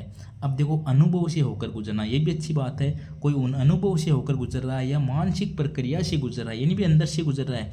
देखो, अनुभव से होकर गुजरेगा या मानसिक प्रक्रिया से गुजरेगा, तब भी वो अंदर से ही गुजर रहा है। तब इसमें देखो, she went through a lot of pain, यानी वो दुख पीड़ा दर्द से गुजर रहा है। I am going through a tough time, मैं एक कठिन टाइम से गुजर रहा हूँ, यानी ये मानसिक प्रक्रिया अनुभव से होकर गुजरने की बात है। तो इसमें भी किसका यूज करते हैं, थ्रो का यूज करते हैं। आगे चलते हैं। अब देखो, थ्रो भीतर से होकर गुजरना, थ्रो द फॉरेस्ट, अक्रॉस एक किनारे से दूसरे किनारे तक, अक्रॉस द रिवर, ओवर ऊपर से होकर ऊंचाई में, ओवर द वॉल, तीनों के बारे में आप पढ़ चुके हैं। एक साथ मैंने दोबारा बता दिया है ताकि आपको याद रहे। वहाँ इजी से आपको अगर ये तीन बात भी याद रही ना इसकी, तब भी आपका प्रश्न सही हो जाएगा, कोई दिक्कत नहीं आएगी। समरी के चार्ट में देख लो आप, भीतर से होकर गुजर रहे हैं तो थ्रो द टनल, जैसे सुरंग में गुजर गए। माध्यम या जरिया, थ्रो ए फ्रेंड के जरिए पता चला। समय के दौरान यानी थ्रो द नाइट। अनुभव यानी थ्रो पेन। अब इसमें एक कॉमन कन्फ्यूजन है, वो स्थिति आप देख लो। थ्रो यानी भीतर से होकर, अक्रॉस यानी एक ओर से दूसरी ओर, एक और होता है अलोंग। इसके बारे में हम पढ़ेंगे। अलोंग यानी क्या होता है, ये नया शब्द है अलोंग। अलोंग यानी होता है के साथ साथ, यानी किनारे के साथ। अलोंग का अर्थ है के साथ साथ या किनारे के साथ। आगे चलते हैं। अब हम अलोंग के बारे में पढ़ेंगे। अलोंग यानी के साथ साथ, यानी ये जाएगा लंबाई में, जैसे वो हो रहा था ना चौड़ाई में पार कर रहे थे, तो अलोंग यानी के साथ साथ लंबाई में पार करेगा। किनारे किनारे किसी दिशा में चलना या होना। अलोंग का क्या अर्थ है, के साथ साथ लंबाई में या किनारे किनारे किसी दिशा में चलना या होना। उदाहरण देखो, there are trees along the highway, तो पेड़ कहाँ है, हाईवे के किनारे किनारे क्या है, पेड़ है, लंबाई में है, हाईवे के किनारे किनारे पेड़ हैं, तो किसका यूज़ करेंगे, अलोंग। यही उदाहरण बहुत बार पूछा जाता है कि there are trees along the highway. Next देखो, we walked along the river, हम नदी के किनारे किनारे चले। He run along the road, हम रोड के भी किनारे किनारे चल रहे हैं उसकी लंबाई में, तो अलोंग का यूज कर दिया। अब देखो, दिशा में आगे बढ़ना। The car moved along the track, car कौन सी दिशा में आगे बढ़ रही है, अलोंग द ट्रैक, यानी ट्रैक के सहारे, यानी ट्रैक के किनारे किनारे कार आगे बढ़ रही है, तो along the track. The train runs along the coast, train समुद्र के किनारे किनारे चलती है, यानी समुद्र के अंदर से थोड़ी जाती है, तो ट्रेन है जो समुद्र के किनारे किनारे चलती है, तो the train runs along the coast, train समुद्र के किनारे किनारे चलती है। तो इसमें हमने किसका यूज कर दिया, अलोंग का यूज कर दिया। यानी अलोंग का यूज कब करते हैं, के साथ साथ लंबाई में या किनारे किनारे या किसी दिशा में चलना। अब देखो, साथ में इन कंपनी विद समवन, तब भी हम किसका यूज करते हैं, साथ साथ की बात हो तो अलोंग का। जैसे she came along with her friend, वह किसके साथ आया, अपने दोस्त के साथ आया, यानी in company with someone. She came along with her friend, may I come along, क्या मैं साथ चल सकता हूँ। इसमें भी अगर साथ की बात है तब भी अलोंग का यूज होता है कई बार। She came along with her friend, may I come along. आगे देखो, किसी पंक्ति या क्रम में फैलाव, यानी कोई पंक्ति या क्रम में कुछ फैल रहा है तब भी हम किसका यूज करते हैं, अलोंग का। जैसे देखो, अच्छा उदाहरण है, houses were built along the road, यानी रोड के किनारे किनारे क्या बन रहे हैं, घर बनाए जा रहे हैं, यानी घरों की पंक्ति बन रही है रोड के किनारे किनारे, इसलिए किसका यूज कर दिया, अलोंग का यूज कर दिया। Shops are lined along the street, यानी स्ट्रीट यानी गली की जो लाइन यानी जो रोड है उसके किनारे किनारे दुकानें बनाई गई है, तब भी हम किसका यूज कर दिया, अलोंग, यानी किसी पंक्ति या क्रम में फैलाव। समरी चार्ट में देखना, दिशा में साथ साथ, यानी अलोंग द रोड किसी दिशा में साथ साथ चलना, किनारे किनारे अलोंग द रिवर पंक्ति में, अलोंग द वॉल साथ साथ चलना, कम अलोंग विद मी, यानी इनके साथ हम किसका यूज करते हैं, अलोंग का यूज करते हैं। नेक्स्ट देखो, इनटू सबको पता है, इन यानी अंदर होता है, इनटू यानी बाहर से अंदर की ओर जाना, तो बाहर से अंदर की दिशा में जाना, तब हम किसका यूज करते हैं, इनटू का यूज करते हैं। He went into the room, यानी गति होनी चाहिए, इन तो कब लगाएंगे, जब पहले से अंदर हो, इनटू जब गति के साथ कोई अंदर जाए तब हम किसका यूज करते हैं, इनटू का। She threw the ball into the basket, उसने बॉल कहाँ फेंकी, बास्केट के अंदर फेंकी, गति हो रही है, अंदर जा रही है, तो किसका यूज करो, इनटू का। किसी स्थिति अवस्था में प्रवेश करना, देखो गति होगी तो किसी अवस्था या स्थिति में प्रवेश करेगी। ही गोट इनटू ट्रबल, वह परेशानी में पड़ गया। ही सी वेंट इनटू डिप्रेशन में पड़ गया। The house burst into flames, the house है वो आग की लपटों में घिर गया। तो किसी अवस्था या स्थिति में प्रवेश करना, इसके लिए भी किसका यूज कर सकते हैं, इनटू का यूज कर सकते हैं। He got into trouble, she went into depression, the house burst into flames. तीसरा देखो, रुचि या ध्यान किसी चीज़ पर केंद्रित होना। She is into painting these days, वह इन दिनों पेंटिंग बनाने में या पेंटिंग में उसकी ध्यान है उसका। तो ही इज इनटू म्यूजिक। दोनों में देखो, रुचि या ध्यान किसी चीज़ पर केंद्रित होता है तब भी हम इनटू का यूज कर सकते हैं। She is into painting these days, इन दिनों वह पेंटिंग बनाने में व्यस्त है या उसका ध्यान किस में है, पेंटिंग में है। ही इज इनटू म्यूजिक, उसकी रुचि किस में है, म्यूजिक में है। आगे देखो, किसी चीज़ को एक भाषा, एक रूप या फॉर्म में बदलना या अनुवाद करना, ट्रांसलेट करने के लिए भी किसका यूज कर सकते हैं, इनटू का यूज कर सकते हैं। गणना की बात हो, विभाजन की बात हो या बदलाव की बात हो। देखो, the caterpillar turns into A butterfly, caterpillar किस में बदल गया, बटरफ्लाई के अंदर बदल गया, यानी फॉर्म में बदलाव हो रहा है तो into. Translate this speech into English, translate की बात है, translate me into something beautiful. Translate from English into Hindi, पहले ट्रांसलेट फ्रॉम इंग्लिश दो सब्जेक्ट का नाम आया है तो बीच में तो इनटू लगेगा और इधर लगेगा फ्रॉम। देखो, ट्रांसलेट फ्रॉम किस में करनी है, इंग्लिश इनटू हिंदी। अगर एक होता तो translate this speech into English, तो किसी चीज़ को एक भाषा, एक रूप या फॉर्म में बदलना या अनुवाद करने के लिए भी इनटू का यूज करते हैं। अब टर्न के साथ कुछ फिक्स प्रीपोजिशन है, वो टर्न के साथ ही यूज होती है, सबका अलग अलग अर्थ निकलता है, एक बार देख लेना आप। एक होता है टर्न इनटू, टर्न इनटू का क्या होता है, चेंज या ट्रांसफॉर्म, बदल जाना या रूप बदलना। जैसे water turns ice when frozen, water किस में बदल गया, बर्फ़ में बदल गया, तो ये तो टर्न इनटू लगाएंगे, इसमें क्या लगेगा, टर्न्स इनटू। टर्न इनटू का अर्थ क्या होता है, चेंज या ट्रांसफॉर्मेशन यानी बदल जाना या रूप बदलना, इसके लिए तो टर्न इनटू का यूज होता है। अब देखो, टर्न ऑन का, टर्न ऑन यानी कोई डिवाइस स्टार्ट करना, टर्न ऑफ करना कोई डिवाइस बंद करना, ये तो पता है, turn on turn off. Turn into याद हो गई कि बदल जाना या रूप बदलना। अब देखो, एक होती है टर्न डाउन, टर्न डाउन क्या होती है, रिजेक्ट और रेड्यूस यानी अस्वीकार करना या कम करने के लिए टर्न डाउन का यूज करते हैं, यानी अस्वीकार करना हो या कम करने की बात आए तब हम टर्न डाउन का यूज करते हैं।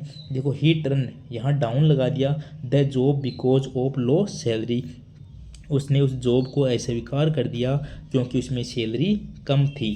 तो इसमें जब अस्वीकार या कम करने की बात आए तो टर्न डाउन का यूज करते हैं, टर्न इनटू का यूज करते हैं बदल जाने के अर्थ में। नेक्स्ट देखो अंडर। अंडर तो हम पढ़ चुके हैं नीचे।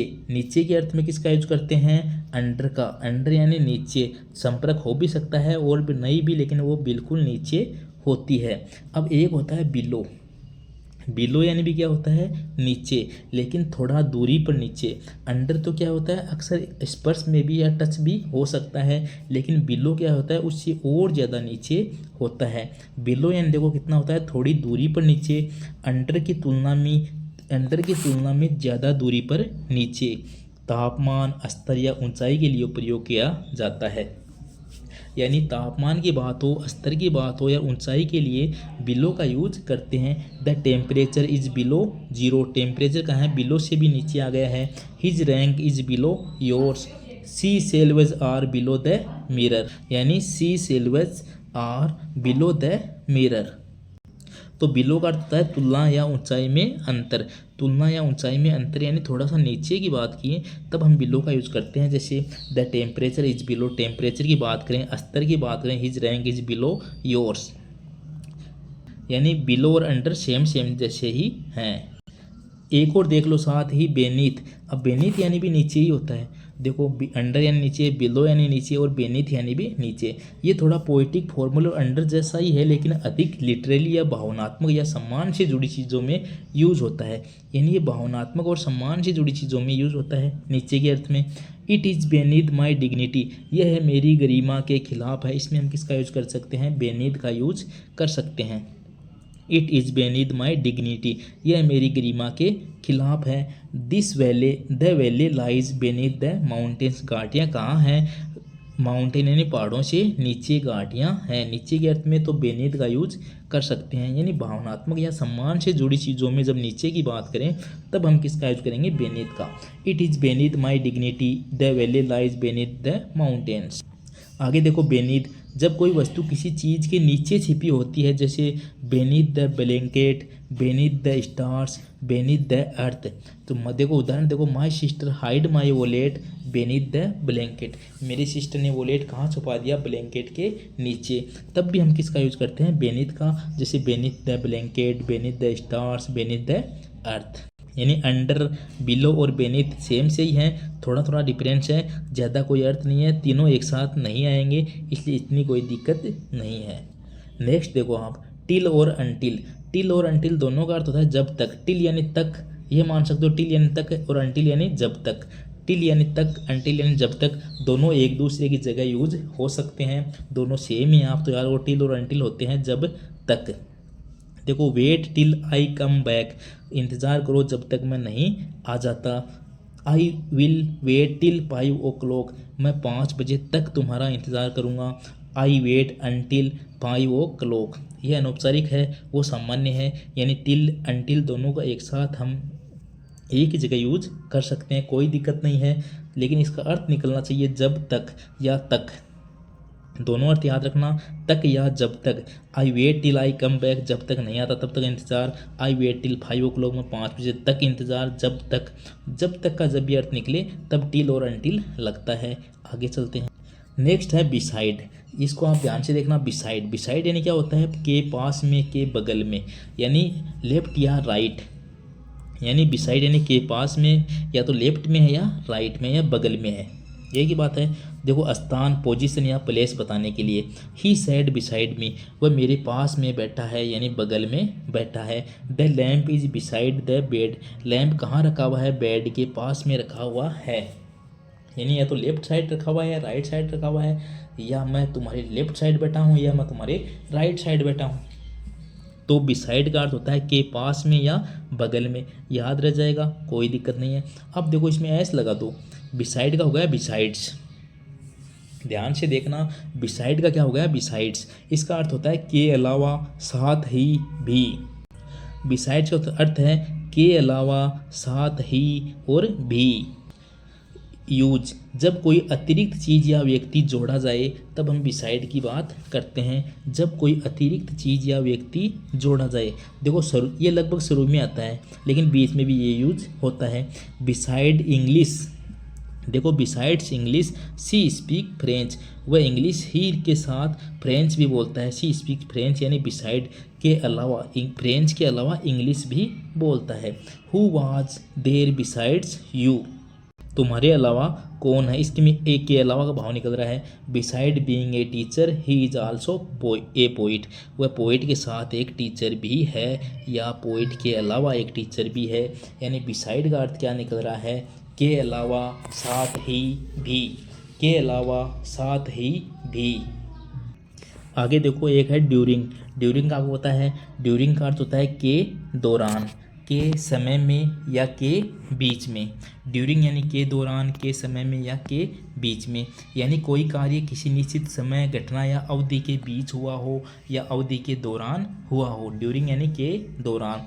ड्यूरिंग के बाद हमेशा कोई समय आता है, घटना या अवधि आती है। ये याद रखना आप तो कि ड्यूरिंग के बाद हमेशा या तो कोई समय मिलेगा आपको, या कोई घटना मिलेगी, या कोई अवधि दी हुई आएगी, लेकिन वर्ब नहीं आएगी। ड्यूरिंग के बाद हमेशा कोई या तो समय आएगा, या घटना आएगी, या अवधि आएगी, वर्ब कभी नहीं आएगी। इसके बारे में आप याद रखना। देखो आई slept during the meeting, the meeting आया है यानी कोई समय की बात की गई है। No noise during the exam, no he fell ill during the holiday, वह कब बीमार पड़ा, हॉलीडे के दौरान। बच्चों आवाज़ नहीं करनी है एग्ज़ाम के दौरान। ही स्लेप्ट, वह सो गया मीटिंग के दौरान। यानी ड्यूरिंग का क्या अर्थ है, के दौरान। I slept during the meeting, no noise during the exam, he fell ill during the holidays. आगे देखो ड्यूरिंग के बाद कभी भी वर्ब या क्लोज नहीं आता, यानी ड्यूरिंग के बाद कभी भी वर्ब या क्लोज नहीं आता, सिर्फ नाउन ही आता है। ड्यूरिंग, देखो ड्यूरिंग के बाद यहाँ क्या आया, टू द मीटिंग, ये ड्यूरिंग के साथ टू नहीं आ सकता, डायरेक्ट द मीटिंग आता है, इसलिए गलत है। ड्यूरिंग वेहन, ड्यूरिंग के बाद में वेहन से वाक्य को जोड़ा जा रहा है, यानी क्लोज आ रहा है। ड्यूरिंग के बाद क्लोज भी नहीं आता। ड्यूरिंग के बाद दोनों ही गलत हैं। ड्यूरिंग के बाद क्या आएगा, हमेशा नाउन आएगा, यानी कोई समय, घटना या अवधि आएगी। ये याद रखो, पूर्व के दौरान का बात करेगी। आगे देखो ड्यूरिंग प्लस नाउन यानी घटना, जैसे ड्यूरिंग लंच यानी दोपहर के खाने के दौरान। व्हील प्लस वर्ब, अब एक है व्हील। व्हील का जब यूज करते हैं तब क्या, किसके, उसके साथ क्या आती है, वर्ब आती है। जैसे व्हील ईटिंग, जब वह खाना खा रहा था। ड्यूरिंग लंच का तो क्या अर्थ हुआ, दोपहर के खाने के दौरान। यहाँ तो ड्यूरिंग के बाद क्या आई है, नाउन, क्योंकि वर्ब तो आ नहीं सकती। लेकिन जब वर्ब आती है तब उसके पहले क्या मिलेगा आपको, व्हील, यानी आपको व्हील लगाना है। कौन सी प्रीपोजिशन, व्हील। व्हील का अर्थ क्या हो जाएगा, व्हील ईटिंग, जब वह खाना खा रहा था। व्हील यानी क्या होता है, जब, तो व्हील ईटिंग यानी जब वह खा रहा था। अब देखो फॉर ड्यूरेशन, अब जब कोई अवधि की बात हो, जैसे 2 आवर्स, हम अवधि के लिए तो हम किसका यूज करते हैं, फॉर का यूज करते हैं। यानी कोई अवधि की बात हो 2 आवर्स, उसके लिए तो हम किसका यूज करेंगे, फॉर का यूज करेंगे।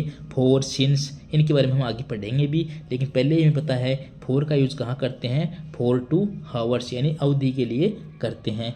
आगे चलते हैं तो व्हील के बारे में देखिए। व्हील का अर्थ है जब, यानी के दौरान या जबकि। व्हील का अर्थ जब है, के दौरान, जबकि। ये एक कंजक्शन है जब दो एक्शन को एक ही समय में होने के लिए जोड़ता है। यानी कोई 2 एक्शन हो रहे हैं, एक ही समय में हो रहे हैं, तो उनको जोड़ने के लिए व्हील का यूज़ करते हैं। देखो do not use your phone wheel driving, यानी ड्राइविंग भी कर रहे हैं और फ़ोन भी चलाने हैं, तो इसने मना किया है कि फ़ोन नहीं चलाना चाहिए जब आप ड्राइव करो। Do not use your phone wheel driving, phone का यूज़ मत करो। व्हील यानी जब ड्राइव करते हो, तो क्या अर्थ निकल रहा है, जब ड्राइविंग यानी व्हील ड्राइविंग। कभी कभी व्हील का अर्थ होता है हालांकि या लेकिन। कभी कभी व्हील का अर्थ क्या होता है, हालांकि या लेकिन, यानी जब दो बातें एक दूसरे से अलग हो। देखो एक बार, she was cooking while I was cleaning, वह खाना बना रही थी जब मैं सफाई कर रहा था। While he is rich he is not happy, while I was walking it started to rain, जब मैं घूम रहा था तब बारिश स्टार्ट हो गई। यानी दो कार्य हो रही है, दो कार्य हो रहे हैं, दोनों की बातें अलग अलग हैं, वहाँ भी हम व्हील का प्रयोग करते हैं। याद रखो व्हील के बाद में वर्ब आती है, ड्यूरिंग के बाद में नाउन आती है। बहुत कम पूछे जाते हैं, फिर भी याद होना चाहिए। आगे चलते हैं। नेक्स्ट है अगेंस्ट। अगेंस्ट क्या होता है? किसी चीज़ के खिलाफ या सटा हुआ या टकराता हुआ। अगेंस्ट का अर्थ है किसी चीज़ के खिलाफ या सटा हुआ या टकराता हुआ, यानी किसी चीज़ के विरोध में। देखो, the vaccine protects against infection, यानी इन्फेक्शन के विरोध में, तो अगेंस्ट आ गया। यूज अम्ब्रेला अगेंस्ट रेन, विरोध की बात है। इंडिया प्लेड अगेंस्ट, ऑस्ट्रेलिया के विरोध में खेल रही है। He leaned against the wall, the bike was parked against the gate, यानी बाइक कहाँ पार्क की हुई है? गेट से सटी हुई, यानी गेट के पास में। He is against violence, he stood against corruption, के सामने या खिलाफ वह खड़ा हुआ है। अब देखो अगेंस्ट का यूज़ कहाँ होता है, इसमें देख लो आप। Against corruption, against the wall, against Australia, against infection, यानी इसमें एक तो विरोध की बात है के खिलाफ, तो अगेंस्ट करप्शन। जब टकराव की बात हो, अगेंस्ट द वॉल, यानी के सहारे। तुलना की जाए के मुकाबले, अगेंस्ट ऑस्ट्रेलिया, कोई मैच की बात हो। सुरक्षा, अगेंस्ट इन्फेक्शन, से बचाव की बात की जा रही है। इन चारों में हम किसका यूज करेंगे? अगेंस्ट का यूज करेंगे। यहाँ देख लो, यही बात है, विरोध के खिलाफ, अगेंस्ट करप्शन, टकराव अगेंस्ट वॉल, तुलना के मुकाबले, सुरक्षा से बचाव यानी अगेंस्ट इन्फेक्शन। ये चार बात याद रखो। अगेंस्ट तो वैसे ही गलत नहीं होगा। Against corruption, against the wall, against Australia, against infection. आगे चलते हैं। अब देखो, आफ्टर और बिफोर। आफ्टर यानी पहले, आफ्टर यानी बाद में, बिफोर यानी पहले। सबसे पहले आफ्टर का देखना।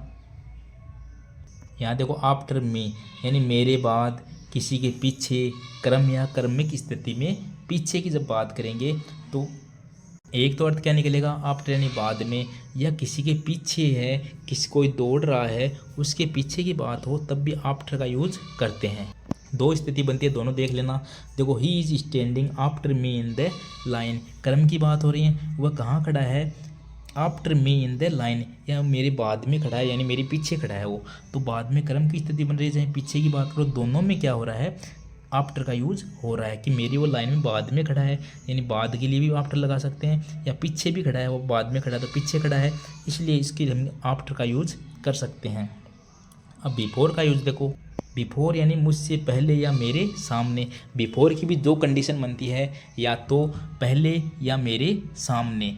उसमें तो क्या होता है? पीछे या बाद में, इसमें पहले या सामने। देखो, सी स्टूड बिफोर मी, वह मेरे सामने खड़ी थी। सी स्टूड बिफोर मी, वह मेरे सामने खड़ी थी। सामने के लिए हम किसका यूज कर सकते हैं? बिफोर का। दोनों याद रखना। आफ्टर यानी पीछा करना।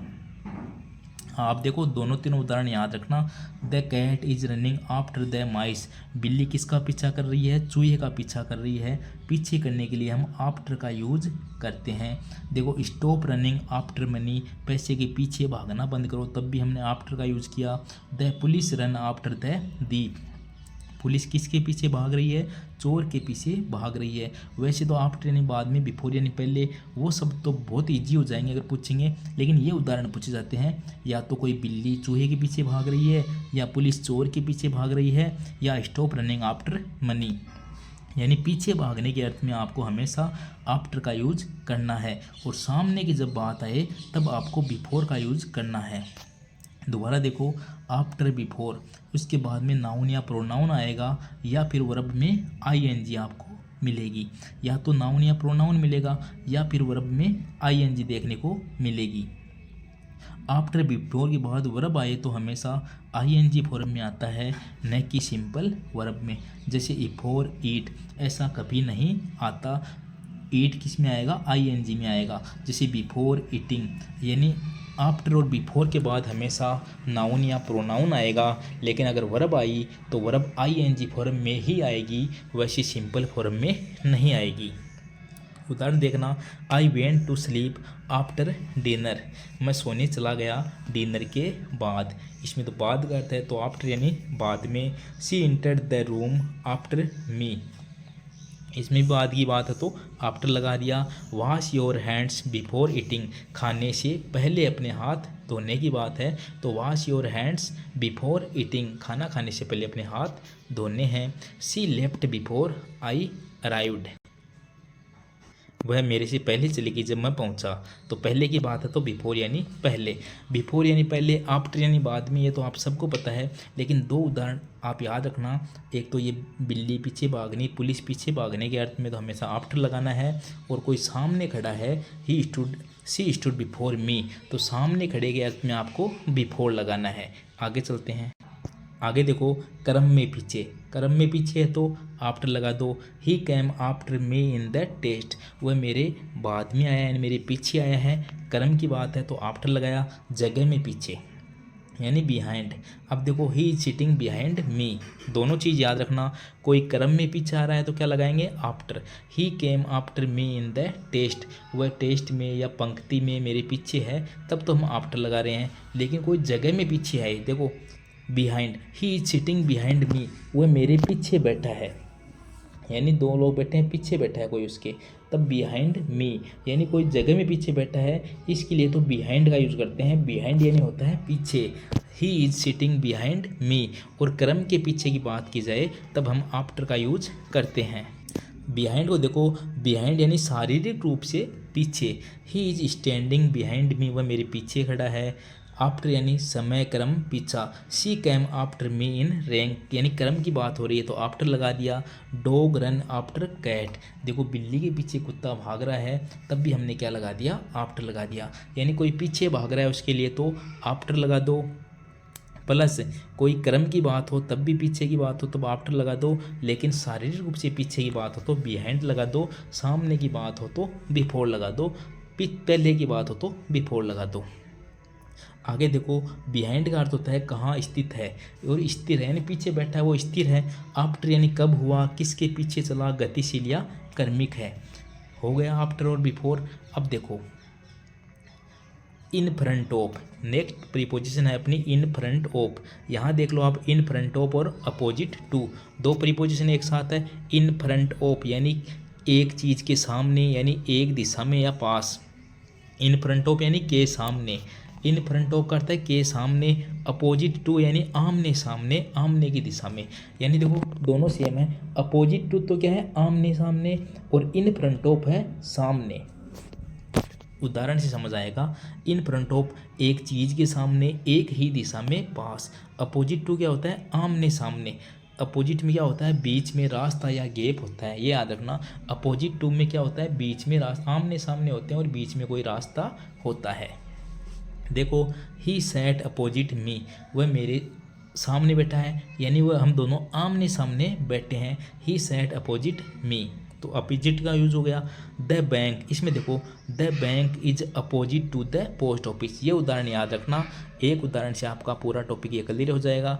The bank is opposite to the post office, bank कहाँ है, पोस्ट ऑफिस के सामने है, यानी उन दोनों के बीच में कोई रास्ता है। एक तरफ बैंक है, एक तरफ पोस्ट ऑफिस है, तो लगाया अपोजिट टू, यानी दोनों क्या है, आमने सामने हैं। The teacher is standing, teacher कहाँ खड़ा है, in front of the board, teacher board के सामने खड़ा है, तो क्या लगा दिया, in front of. There is a car in front of my house, एक कार कहाँ खड़ी है, मेरे घर के सामने खड़ी है। लेकिन अपोजिट टू का यूज़ कब करेंगे, जब दोनों चीज़ें आमने सामने हो, और इन फ्रंट ऑफ का अर्थ होता है सामने। लगभग सेम से ही हैं, दोनों एक साथ आए तब आपको ये चीज़ देखनी है कि उनके बीच में रास्ते की बात हो तो, यानी जैसे बैंक और पोस्ट ऑफिस के बीच में कोई रास्ता है तब हम उनके बीच में अपोजिट टू का यूज़ करते हैं। वरना जैसे सामने की बात हो, जैसे टीचर बोर्ड के सामने खड़ा है, गाड़ी घर के सामने खड़ी है, उसके लिए इन फ्रंट ऑफ का यूज़ करते हैं। आगे चलते हैं। नेक्स्ट है विद, ये अब कई देर बाद इम्पोर्टेंट आई है आपके लिए। विद बहुत बार पूछी जाती है। विद का मतलब होता है के साथ, के द्वारा, से, के जरिए, को लेकर या संपर्क में। क्या अर्थ हुआ, मतलब यानी साथ, साधन, साध्य, कारण, भाव, कई अर्थों में प्रयोग होता है। विद का प्रयोग किसके लिए होता है, एक तो साथ के लिए, साधन के लिए, साध्य के लिए, कारण के लिए, भाव के लिए, कई अर्थों में प्रयोग होता है। इम्पोर्टेंट भी है, याद रखना। जैसे साथ में कैसा प्रयोग होता है विद का, देखो I went him, I went with him, मैं उसके साथ गया। साथ की बात हो रही है, I went with him. She lives with her parents, वह अपने माता पिता के साथ रहती है। तो साथ का अर्थ निकल रहा है विद यानी साथ। अब उपकरण यानी साधन, साधन की बात कैसे है, cut with a knife, cut with a knife, write with a pen, यानी किससे कट कर रहे हैं, ए नाइफ यानी चाकू के द्वारा, और किससे द्वारा लिखा जा रहा है, राइट ए पेन। आगे देखो, he killed the snake with a stick, सांप को किसके द्वारा मारा गया, ए स्टिक यानी लाठी के द्वारा मारा गया। तो with a stick, with a knife, with a pen. अब देखो याद रखें, विद के साथ कोई चीज़ या उपकरण उस चीज़ से काम हो रहा है, यानी इसमें किससे काम हो रहा था, नाइफ से, इसमें ए पेन से, इसमें ए स्टिक से। जब भी किसी चीज़ से काम हो रहा है उस चीज़ से पहले तो हमें क्या लगाना है, हमेशा विद लगाना है। देखो ये याद हो गया, किस चीज़ से काम हो रहा है उस चीज़ के पहले हमेशा क्या लगा दो, विद लगा दो। अब कट इट बाय नाइफ, ऐसा कभी नहीं होगा कि जिस चीज़ से काम हो रहा है उसके पहले बाय का यूज नहीं होगा। लेकिन देखो कट विद नाइफ ये बिल्कुल सही है, पैसिव में जो काम करता है। अब ये वाक्य था he killed the snake with the stick, ये एक्टिव वॉइस में था इसलिए विद लगा दिया। अब पैसिव में जो काम करता है उसके पहले क्या लगाते हैं, बाय लगाते हैं। मान लो यही उदाहरण होता, इसको हम पैसिव में कन्वर्ट करते कि ए स्टिक। पैसिव में जब हम सब्जेक्ट को ऑब्जेक्ट, ऑब्जेक्ट को सब्जेक्ट बनाएंगे तो ए स्टिक को तो हमने सब्जेक्ट बना दिया। अब ऑब्जेक्ट बनाएंगे सब्जेक्ट को, यानी ही को ऑब्जेक्ट बनाएंगे, हिम हो जाएगा। तो उसके पहले हम क्या लगाते हैं, बाय लगाते हैं। आगे चलो, भावना या गुण, तीसरा क्या था, भावना या गुण यानी भाव। लुक्ड विद लव, उसने प्यार की तरह देखा। He is a man with great ideas, वह व्यक्ति है जो ग्रेट आइडियाज़ रखता है। ही स्पोक विद कॉन्फिडेंस, यानी ये सब भावना या गुण की बात की जा रही है, साथ में है वो, लव के साथ में है, विद ग्रेट आइडियाज़ है, विद कॉन्फिडेंस के साथ का भाव दे रहा है। अब संबंध की बात कर लें, deal with him, I have a meeting with the manager, मैंने एक मीटिंग की मैनेजर के साथ। सहमति या विरोध, angry with me, I agree with you, इन सब के पहले हम किसका यूज करते हैं, विद का, यानी साथ का अर्थ निकलता है। याद रखना इसमें इम्पोर्टेंट क्या है, ये है स्टिक वाला जो cut it with knife, knife हो, ए स्टिक हो, ए पेन हो, इन सब के पहले किसका यूज करेंगे, विद का यूज करेंगे। आगे चलते हैं। अब विद तो आ गया पॉजिटिव अर्थ में, अब उसके बाद में आता है विदाउट।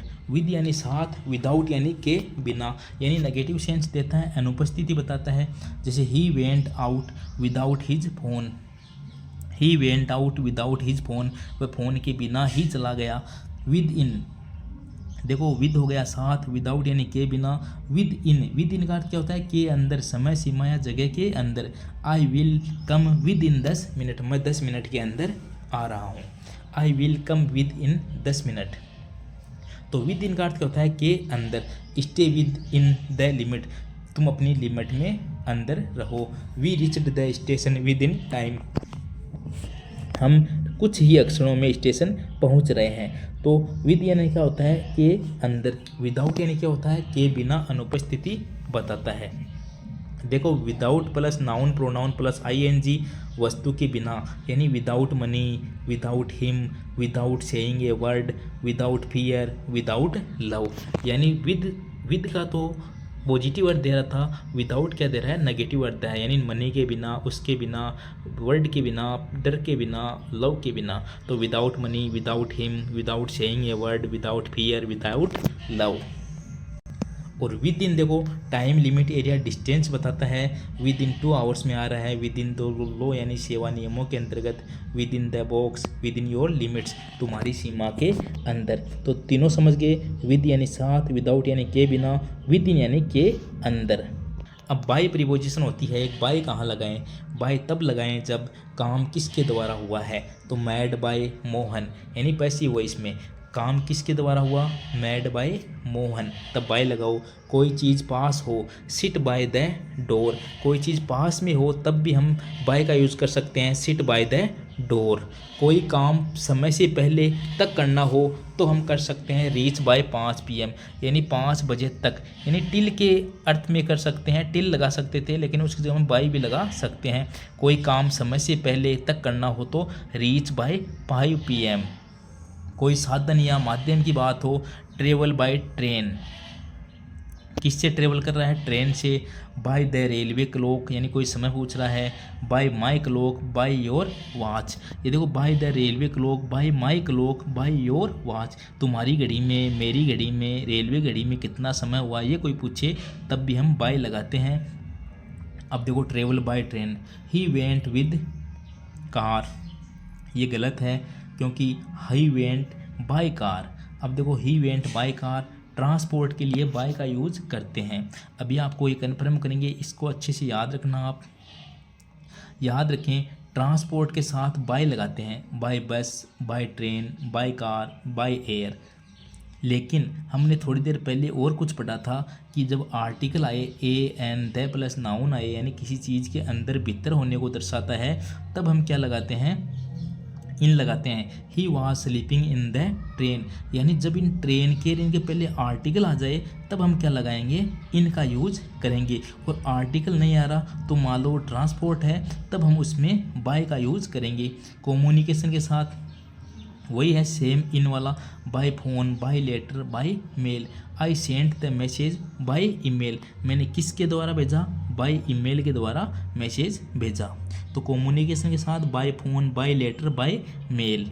ये तो आपको समझ में आ गया। आपको ट्रांसपोर्ट याद रखना है, जैसे बाय बस होता है, बाय ट्रेन होता है, बाय कार होता है, बाय एयर होता है। कभी भी बाय द ट्रेन नहीं होता। अगर उसमें आर्टिकल दे रखा है तो उसके पहले इन आएगा, क्योंकि वो अंदर की बात करेगा। In the train, in the bus, in the air. याद रखना, डायरेक्ट लगेगा ट्रांसपोर्ट में तो बाय, अगर आर्टिकल आ रखा है तो द, इन लगाएगा उसके साथ। आगे चलते हैं। आगे देखो, जब पैसिव वॉइस की बात करते हैं तो के द्वारा। The book was written by him, किसके द्वारा लिखी गई है? उसके द्वारा, यानी बाय का यूज करते हैं जब हम, जैसे by Mohan, by him. Location के पास की स्थिति, he sat by the window, वो खिड़की के पास बैठा है तो he sat by the window. The school is by the river, school कहाँ है? नदी के पास है। तक से पहले, submit it by Monday, submit it by Monday, यानी समय से पहले, यानी मंडे से पहले इसको सबमिट करना है तो submit it by Monday. He will reach home by 8 PM, यानी टिल या अनटिल की जगह भी हम बाय का यूज कर सकते हैं। ट्रांसपोर्ट में तो सी कैम बाय ट्रेन, या के अनुसार पास से गुजरते हुए, he passed by me without speaking. एक के अनुसार या पास से गुजरते हुए में भी किसका यूज करते हैं? बाय का यूज करते हैं। He passed by me without speaking, में मेरे बिना बोले मेरे पास से गुजर गया। He passed by me, by law you must pay tax. जब किसी व्यक्ति को किसी के द्वारा पहचाना जाता है तो हम नोन टू का प्रयोग करते हैं। देखो, she is known to everyone, she is known by her kindness, यानी जब भी किसी व्यक्ति को दूसरे व्यक्ति के द्वारा पहचाना जाता है तो नोन टू का प्रयोग किया जाता है। सी इज़ नोन टू एवरीवन, लेकिन वो किसी गुण या माध्यम से पहचाना जाता है तब बाय का यूज करते हैं। She is known by her kindness, दोनों याद रखना। She is known to everyone, she is known by her kindness, यानी बाय का यूज़ कब करेंगे? जब भी कोई नोन के साथ, जब भी किसी गुण या माध्यम से पहचाना जाता है तब बाय का यूज़ करते हैं। अब दूसरी प्रीपोजिशन है, एक तो टू होती है, एक होती है फ्रॉम। एक तो टू है, एक है फ्रॉम। टू में क्या अर्थ होता है? की ओर, तक, गंतव्य का, लक्ष्य, यानी कहीं स्थान में जाने के लिए हम किसका यूज करते हैं? टू का यूज करते हैं। कहीं से आने के लिए हम किसका यूज करते हैं? फ्रॉम का यूज करते हैं। टू का बारे में पढ़ते हैं पहले। टू टारगेट, कहाँ जा रहे हैं, हम कहाँ जा रहे हैं उसके लिए टू का प्रयोग करते हैं। टू का प्रयोग हमेशा किसी दिशा या लक्ष्य की इशारा करता है। I am going to school, give this book to her, he spoke to the teacher, the roads leads to the village, यह रास्ता गांव की ओर जाता है। यानी कहाँ जा रहे हैं? I am going to school, give this book to her, he spoke to the teacher, the road leads to the village, यानी यह रास्ता गांव की ओर जाता है। इसलिए कुछ जानने के अर्थ में तो किसका यूज कर रहे हैं? टू का। अब देखो फ्रॉम, कहाँ से आ रहे हैं? जब कोई चीज़ या व्यक्ति कहाँ से आया या कहाँ से शुरू हुआ इसके लिए हम किसका यूज करते हैं, फ्रॉम का। देखो आई केम फ्रॉम जयपुर, मैं कहाँ से आया हूँ, जयपुर से आया हूँ। जाने के लिए तो टू, आने के लिए from. This gift is from my friend, ये गिफ्ट कहाँ से आया, मेरे फ्रेंड से आया है। He jumped from the wall. आगे she received a letter from her mother, उसको लेटर कहाँ से आया है, अपनी माँ से आया है। यानी जाने के लिए तो टू लगाओ, कोई चीज़ आ रही है या हम कहीं से आ रहे हैं उसके लिए किसका प्रयोग करेंगे, फ्रॉम का प्रयोग करेंगे। अब फ्रॉम और टू दोनों एक साथ कब आते हैं, ये देखो। आई ट्रेवल्ड, मैंने यात्रा की कहाँ, फ्रॉम दिल्ली टू मुंबई। पहले वाले में फ्रॉम लगाओ, आगे टू लगाओ। He shifted from village to city. She walked from the gate to the house, यानी पहले में फ्रॉम लगाओ, बीच में टू लगाओ। तो I travelled from Delhi to Mumbai, याद रहेगा। आगे चलते हैं। अब नेक्स्ट है सिंस फोर के बारे में बात करते हैं। सिंस और फोर कब लगता है, सिंस की बात कर लेते हैं सबसे पहले। सिंस कब लगता है, जब किसी निश्चित समय की बात की जाए, फिक्स्ड टाइम की बात की जाए, यानी जब किसी निश्चित समय से कोई काम शुरू हुआ हो और अभी तक जारी है। यानी कौन सा टेंस हो गया, परफेक्ट कंटिन्यूअस टेंस हो गया कि कोई किसी निश्चित समय में कोई काम शुरू हुआ है और अभी तक जारी है। देखो I have been living here since 2010, 2010 fix time है। आई हैव बीन लिविंग आया है, परफेक्ट कंटिन्यूअस टेंस भी है, तो किसका यूज कर दिया, सिंस का यूज कर दिया। सिंस के बाद आता है जैसे कोई वर्ष 2010, 1947, कोई दिन आ सकता है फिक्स, मंडे, यस्टरडे, 15 अगस्त। कोई निश्चित समय आ सकता है, मॉर्निंग 6 AM, ये सब आ सकते हैं सिंस के साथ। यानी कोई भी फिक्स टाइम आए जब भी परफेक्ट कंटिन्यूअस टेंस में तो सिंस लगा दो। अब फोर कब लगाएंगे, जब कोई समय की अवधि आए, तो कोई काम करने में कितने समय से हो रहा है। I have been waiting 2 hours, 2 घंटे से। जब अवधि की बात आए तब क्या लगा दो आप, फोर लगा दो। फोर के बाद क्या आता है, जैसे 2 days, 5 minute, a long time, many years, for 10 years, for a week. यानी ऐसा कोई अवधि आए तब फोर लगानी है। 2 days, 5 minutes, long time, many years, 10 years, a week, इन सब से पहले तो फोर लगाना है। यानी फिक्स टाइम के पहले सिंस लगाओ और समय की अवधि के पहले फोर लगाओ। कब लगाएंगे, जब भी परफेक्ट कंटिन्यूअस टेंस की बात होगी ना, has, have, had plus been plus ING form मिलेगी। अब देखो यदि समय गिना जा सकता है तो कितना समय है, तो फोर लगा दो। जैसे 2 डेज, 5 मिनट, 10 साल, 1 सप्ताह। यदि समय बताया जा सकता है यानी कब से स्टार्ट हुआ है, तब सिंस लगा दो। जैसे 15 अगस्त से स्टार्ट हुआ है, 2010 से स्टार्ट हुआ है, 1947 से स्टार्ट हुआ है, तब लगा दो सिंस। यानी फिक्स टाइम के लिए सिंस, अवधि के लिए फोर। अब आगे चलो फ्यूचर परफेक्ट टेंस में। अब देखो फ्यूचर परफेक्ट की बात करेंगे तो उसमें बाई भी लगाते हैं। फ्यूचर टाइम बताने के लिए उस समय तक पूरा हो जाएगा। I will have completed my homework by 8 PM। यानी फ्यूचर परफेक्ट में हम किसी काम को पूरा होने के लिए बताने के लिए बाई का यूज करते हैं। परफेक्ट कंटिन्यूअस में तो सिंस और फोर लगता है, और फ्यूचर परफेक्ट में क्या लगेगा, बाई लगेगा। क्या लगेगा, बाई। आगे देखो I am looking for my pen, the police is searching for evidence. दो चीज़ें और हैं, एक तो है सर्च फॉर, एक है लुक फॉर। दोनों के साथ ही फोर लगता है। गहराई से किसी चीज़ की तलाश करना, किसी चीज़ के लिए देखना या ढूंढना, दोनों के अर्थ में क्या होता है, सर्च फॉर या look for.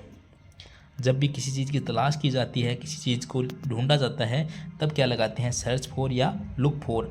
I am looking for my pen, the police is searching for evidence. आगे देखो कीमत या मूल्य के लिए भी फोर का यूज होता है। अब देखो कीमत या मूल्य के लिए फोर का यूज कैसे होता है। फोर के बाद में अमाउंट आना चाहिए। आई ब्रोट इट फॉर ₹50, यानी इसके बाद फोर के बाद में क्या, पैसे, एक अमाउंट आना चाहिए। कितने रुपए में, 50 रुपये में। बिक्री में फॉर सेल, जैसे this land is for 5 lakh, कितना आ रहा है, 5 लाख रुपए जा रहे हैं ना, 5 लाख 50 रुपये। अगर ये आए तो फोर लगा दो। देखो फॉर 10 रुपये, फॉर फ्री भी हो सकता है, फॉर ए हाई प्राइस भी हो सकता है, फॉर ए डिस्काउंट भी हो सकता है, फॉर नथिंग, बिना कुछ लिए भी हो सकता है। इन सब के साथ किसका यूज करेंगे, फोर का। देखो for ₹10, for free, for a high price, for a discount, for nothing. अब हम पहले पढ़ा था कि प्राइस के लिए तो ऐट का यूज़ करते हैं। वो कैसे था, ऐट का देखना, जब आप रेट या लेवल या यूनिट प्राइस बता रहे हो तब किसका यूज करते हैं, ऐट का करते हैं। देखो टमेटो आर सेलिंग एट ₹60 पर केजी। इसमें भाव बताया जाता है ना, रेट बताई जाती है, तब तो ऐड का करना है। लेकिन डायरेक्ट पैसे आए तब किसका यूज़ करेंगे, फोर का। देखो the share is available at 250। एक शेयर कितने का है, 250 का है, यानी रेट बताई जा रही है, तब किसका यूज़ कर दिया, ऐट का। गोल्ड इज एट 65,000 पर 10 ग्राम। तो इसमें क्या रेट बताई जा रही है, इसलिए अगर रेट बताने का काम हो तो आप किसका यूज़ करोगे, ऐट का यूज़ करोगे।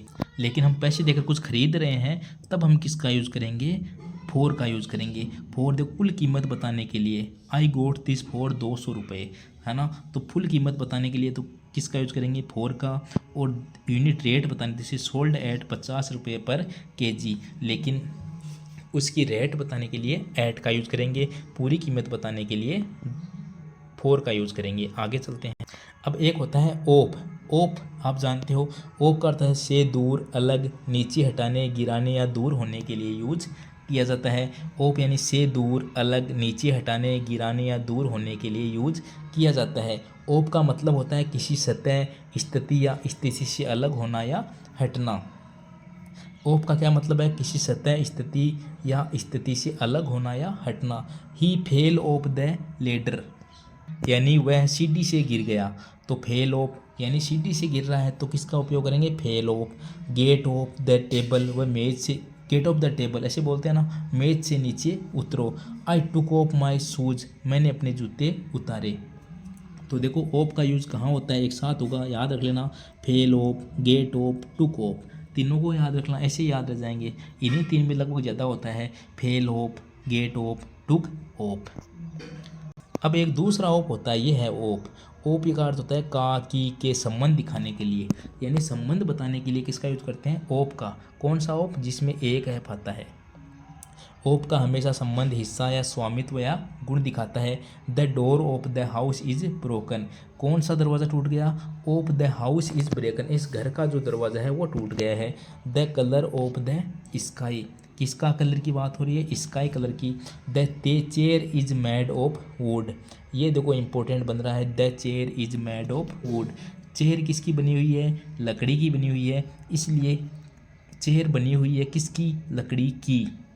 संबंध बता रहा है तो किसका उपयोग कर दिया, ओप का। अब देखो the chair is made of would, अगर कोई चीज़ किसी की बनी हुई है और वो उसमें दिखाई दे, यानी कोई लकड़ी की चीज़ बनी हुई है तो उसमें लकड़ी दिख रही है तो ओप का यूज़ करो। कोई सोने की चीज़ उसमें सोना दिख रहा है तो उसमें ओप का यूज़ करो। यानी मैड ऑफ, से बनी हुई मूल पदार्थ दिखता है। ऑफ का यूज़ कब करेंगे, मैड के साथ, जबकि मूल पदार्थ दिखता है। मैड के साथ फ्रॉम का यूज़ कब करेंगे, जब सामग्री का रूप बदल जाए या पहचानना मुश्किल हो। देखो paper is made from would, paper किससे बनाया जाता है, लकड़ी से बनाया जाता है। लेकिन क्या पेपर को देखकर लकड़ी दिखती है, नहीं दिखती है। तो मेड फ्रॉम मैड, तो मैड के बाद में क्या आएगा, फ्रॉम आएगा। मैड विद क्यों लगाते हैं, किसी चीज़ को मिलाकर बनाते हैं। Cake is made with floor and eggs, cake किसको मिलाकर बनाया गया है, फ्लोर एंड एग्स को मिलकर बनाया गया है। तो विद का तो अर्थ क्या है, किसी चीज़ को मिलाकर बनाते हैं, तो मेड के साथ क्या लगाएंगे, विद लगाएंगे। अगर जब सामग्री का रूप बदल जाए या पहचानना मुश्किल हो, यानी वो चीज़ नहीं दिखाई दे हमें, तब मैड फ्रॉम लगाते हैं। और the chair is mad of would, जो लकड़ी की बनी हुई चेयर है उसमें लकड़ी दिखाई दे, सोने की हार में सोना दिखाई दे, तो उसमें ओप का यूज करते हैं। तीनों बात याद रखना, आगे चलते हैं। अब नेक्स्ट है ये ओप वाली। देखो डाइड एक अक्षर होता है, डाइड, डाई यानी मरना, जब मृत्यु किसी कारण से हो। देखो डाई ऑफ का उपयोग कब करते हैं, जब मृत्यु बीमारी, भूख, चोट, डर या कारण से हुई हो, तब तो किसका योग है, die of. He died of cancer, वह किससे मर गया, कैंसर से मर गया। याद रखना डाइड ऑफ जब मृत्यु का किसी बीमारी से हो, भूख से हो, चोट से हो, डर से हो या कोई कारण से हुई हो, तब तो किसका उपयोग करेंगे, डाइड ऑफ। दूसरा देखो डाई इन कब लगाएंगे साथ, जब मृत्यु किसी परिस्थिति, दुर्घटना, युद्ध या जेल या पानी में हुई हो। यानी जब मृत्यु किसी परिस्थिति में, दुर्घटना में, युद्ध में, जेल में, आग में, पानी में हुई हो, तब किसका यूज करते हैं, डाई इन। देखो he died in an accident, वह कहाँ मर गया, एक्सीडेंट में मर गया। 2 people died in the fire, 2 लोग किसमें मरे, आग के अंदर। तो किसी परिस्थिति, दुर्घटना, युद्ध, जेल, पानी में अगर कोई मौत हो तो डाई इन, क्यों इसके अंदर हो रही है, जैसे दुर्घटना में हो रही है, युद्ध में, जेल में, पानी में, आग में, तो डाई इन क्या होता है में। डाइड ऑफ क्या होता है, कैंसर से, भूख के कारण, चोट के कारण, डर के कारण, कारण से, तब डाइड ऑफ। अब देखो डाइड एट कब लगाते हैं, जब मृत्यु किसी स्थान, विशेष उम्र या समय पर हुई हो। ही डाइड एट अस्सी, he died at home, she died eight midnight. ये ज़्यादा याद नहीं रखनी क्योंकि ये तो फिक्स पॉइंट बता रहा है। यानी हमने कहा था कि जब छोटे स्थान के पॉइंट की बात की जाए, at pizza shop, at home, तब तो हम डाइड एट का यूज़ करते हैं, तो वैसे अपने आप याद रह गया कि डाइड एट। अब डाइड फॉर, ये याद रखना, डाइड फॉर कब लगाते हैं, जब किसी ने त्याग या बलिदान में जान दी हो, किसी ने देश के लिए जान दे, तब हम फॉर लगाते हैं। He died for the country, वो देश के लिए मर गया। शी डाइड फॉर लव, वह प्रेम के लिए मर गया। यानी जब त्याग और बलिदान में जान दे तब तो डाइड फॉर।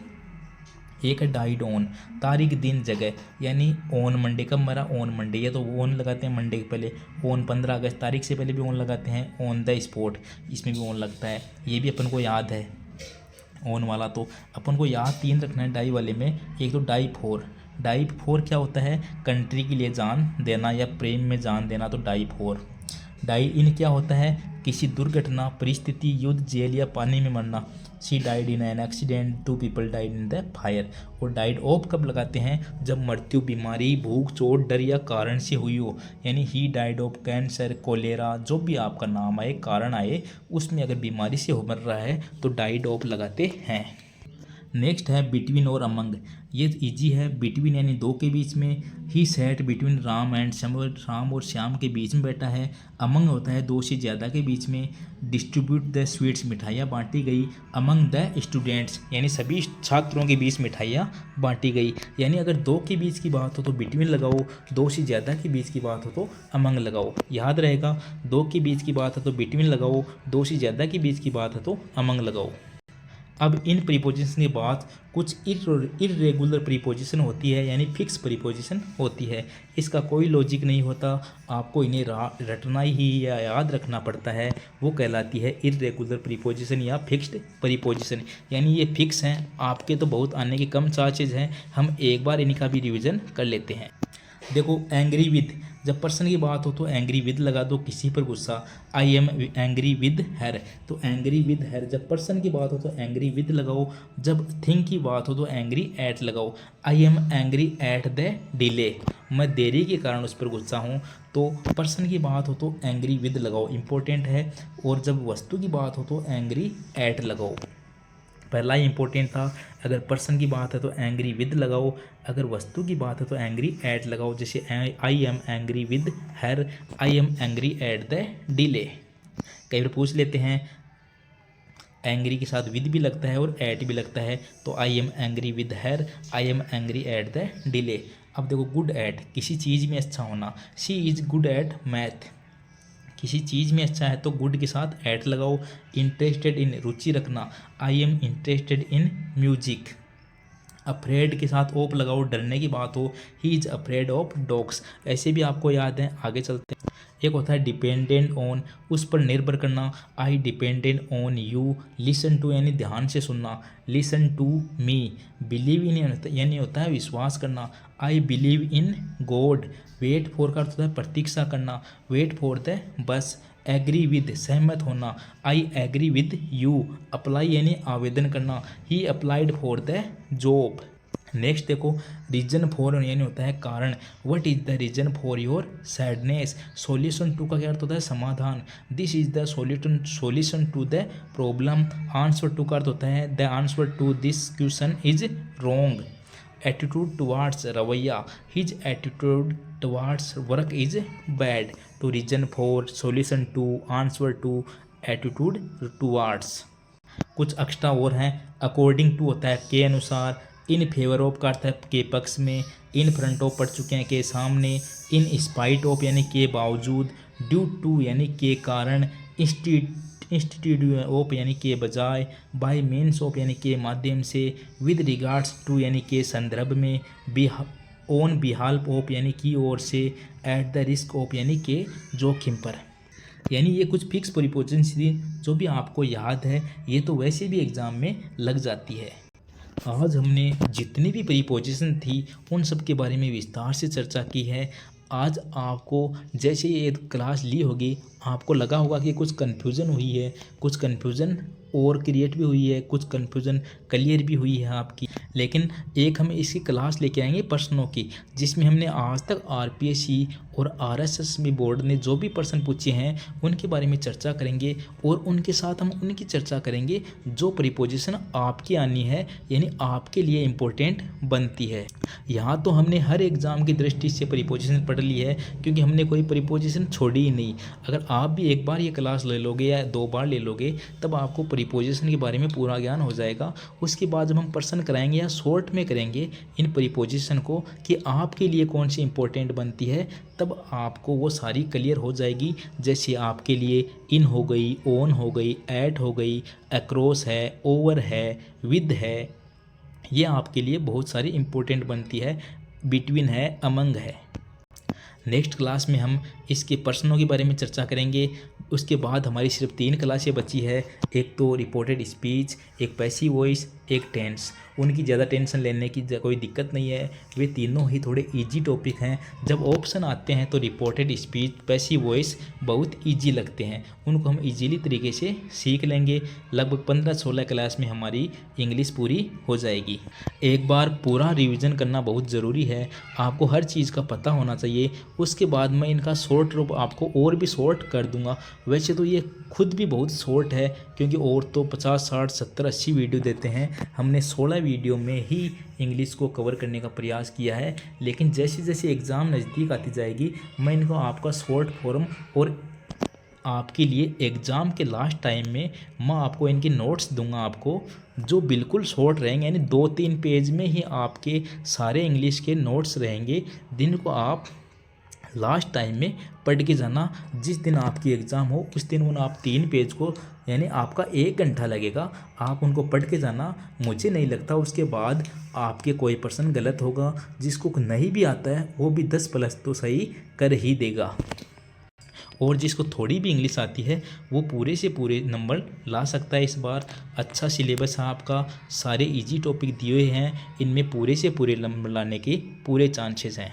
मैं आपके लिए इतना कर सकता हूँ कि मैं जब एग्ज़ाम हो उससे पहले, यानी 15 दिन पहले या 20 दिन पहले आपको शॉर्ट नोट्स दे दूँ। एक बार तो मैं उनको पढ़ा दूँ अलग से शॉर्ट में, फिर मैं वो आपको उपलब्ध करा दूँ PDF के रूप में, ताकि आप लास्ट टाइम उनका रिविज़न कर सको। तो मिलते हैं नेक्स्ट क्लास में, तब तक के लिए नमस्कार, जय श्री कृष्णा, राधे राधे, जय श्री राम।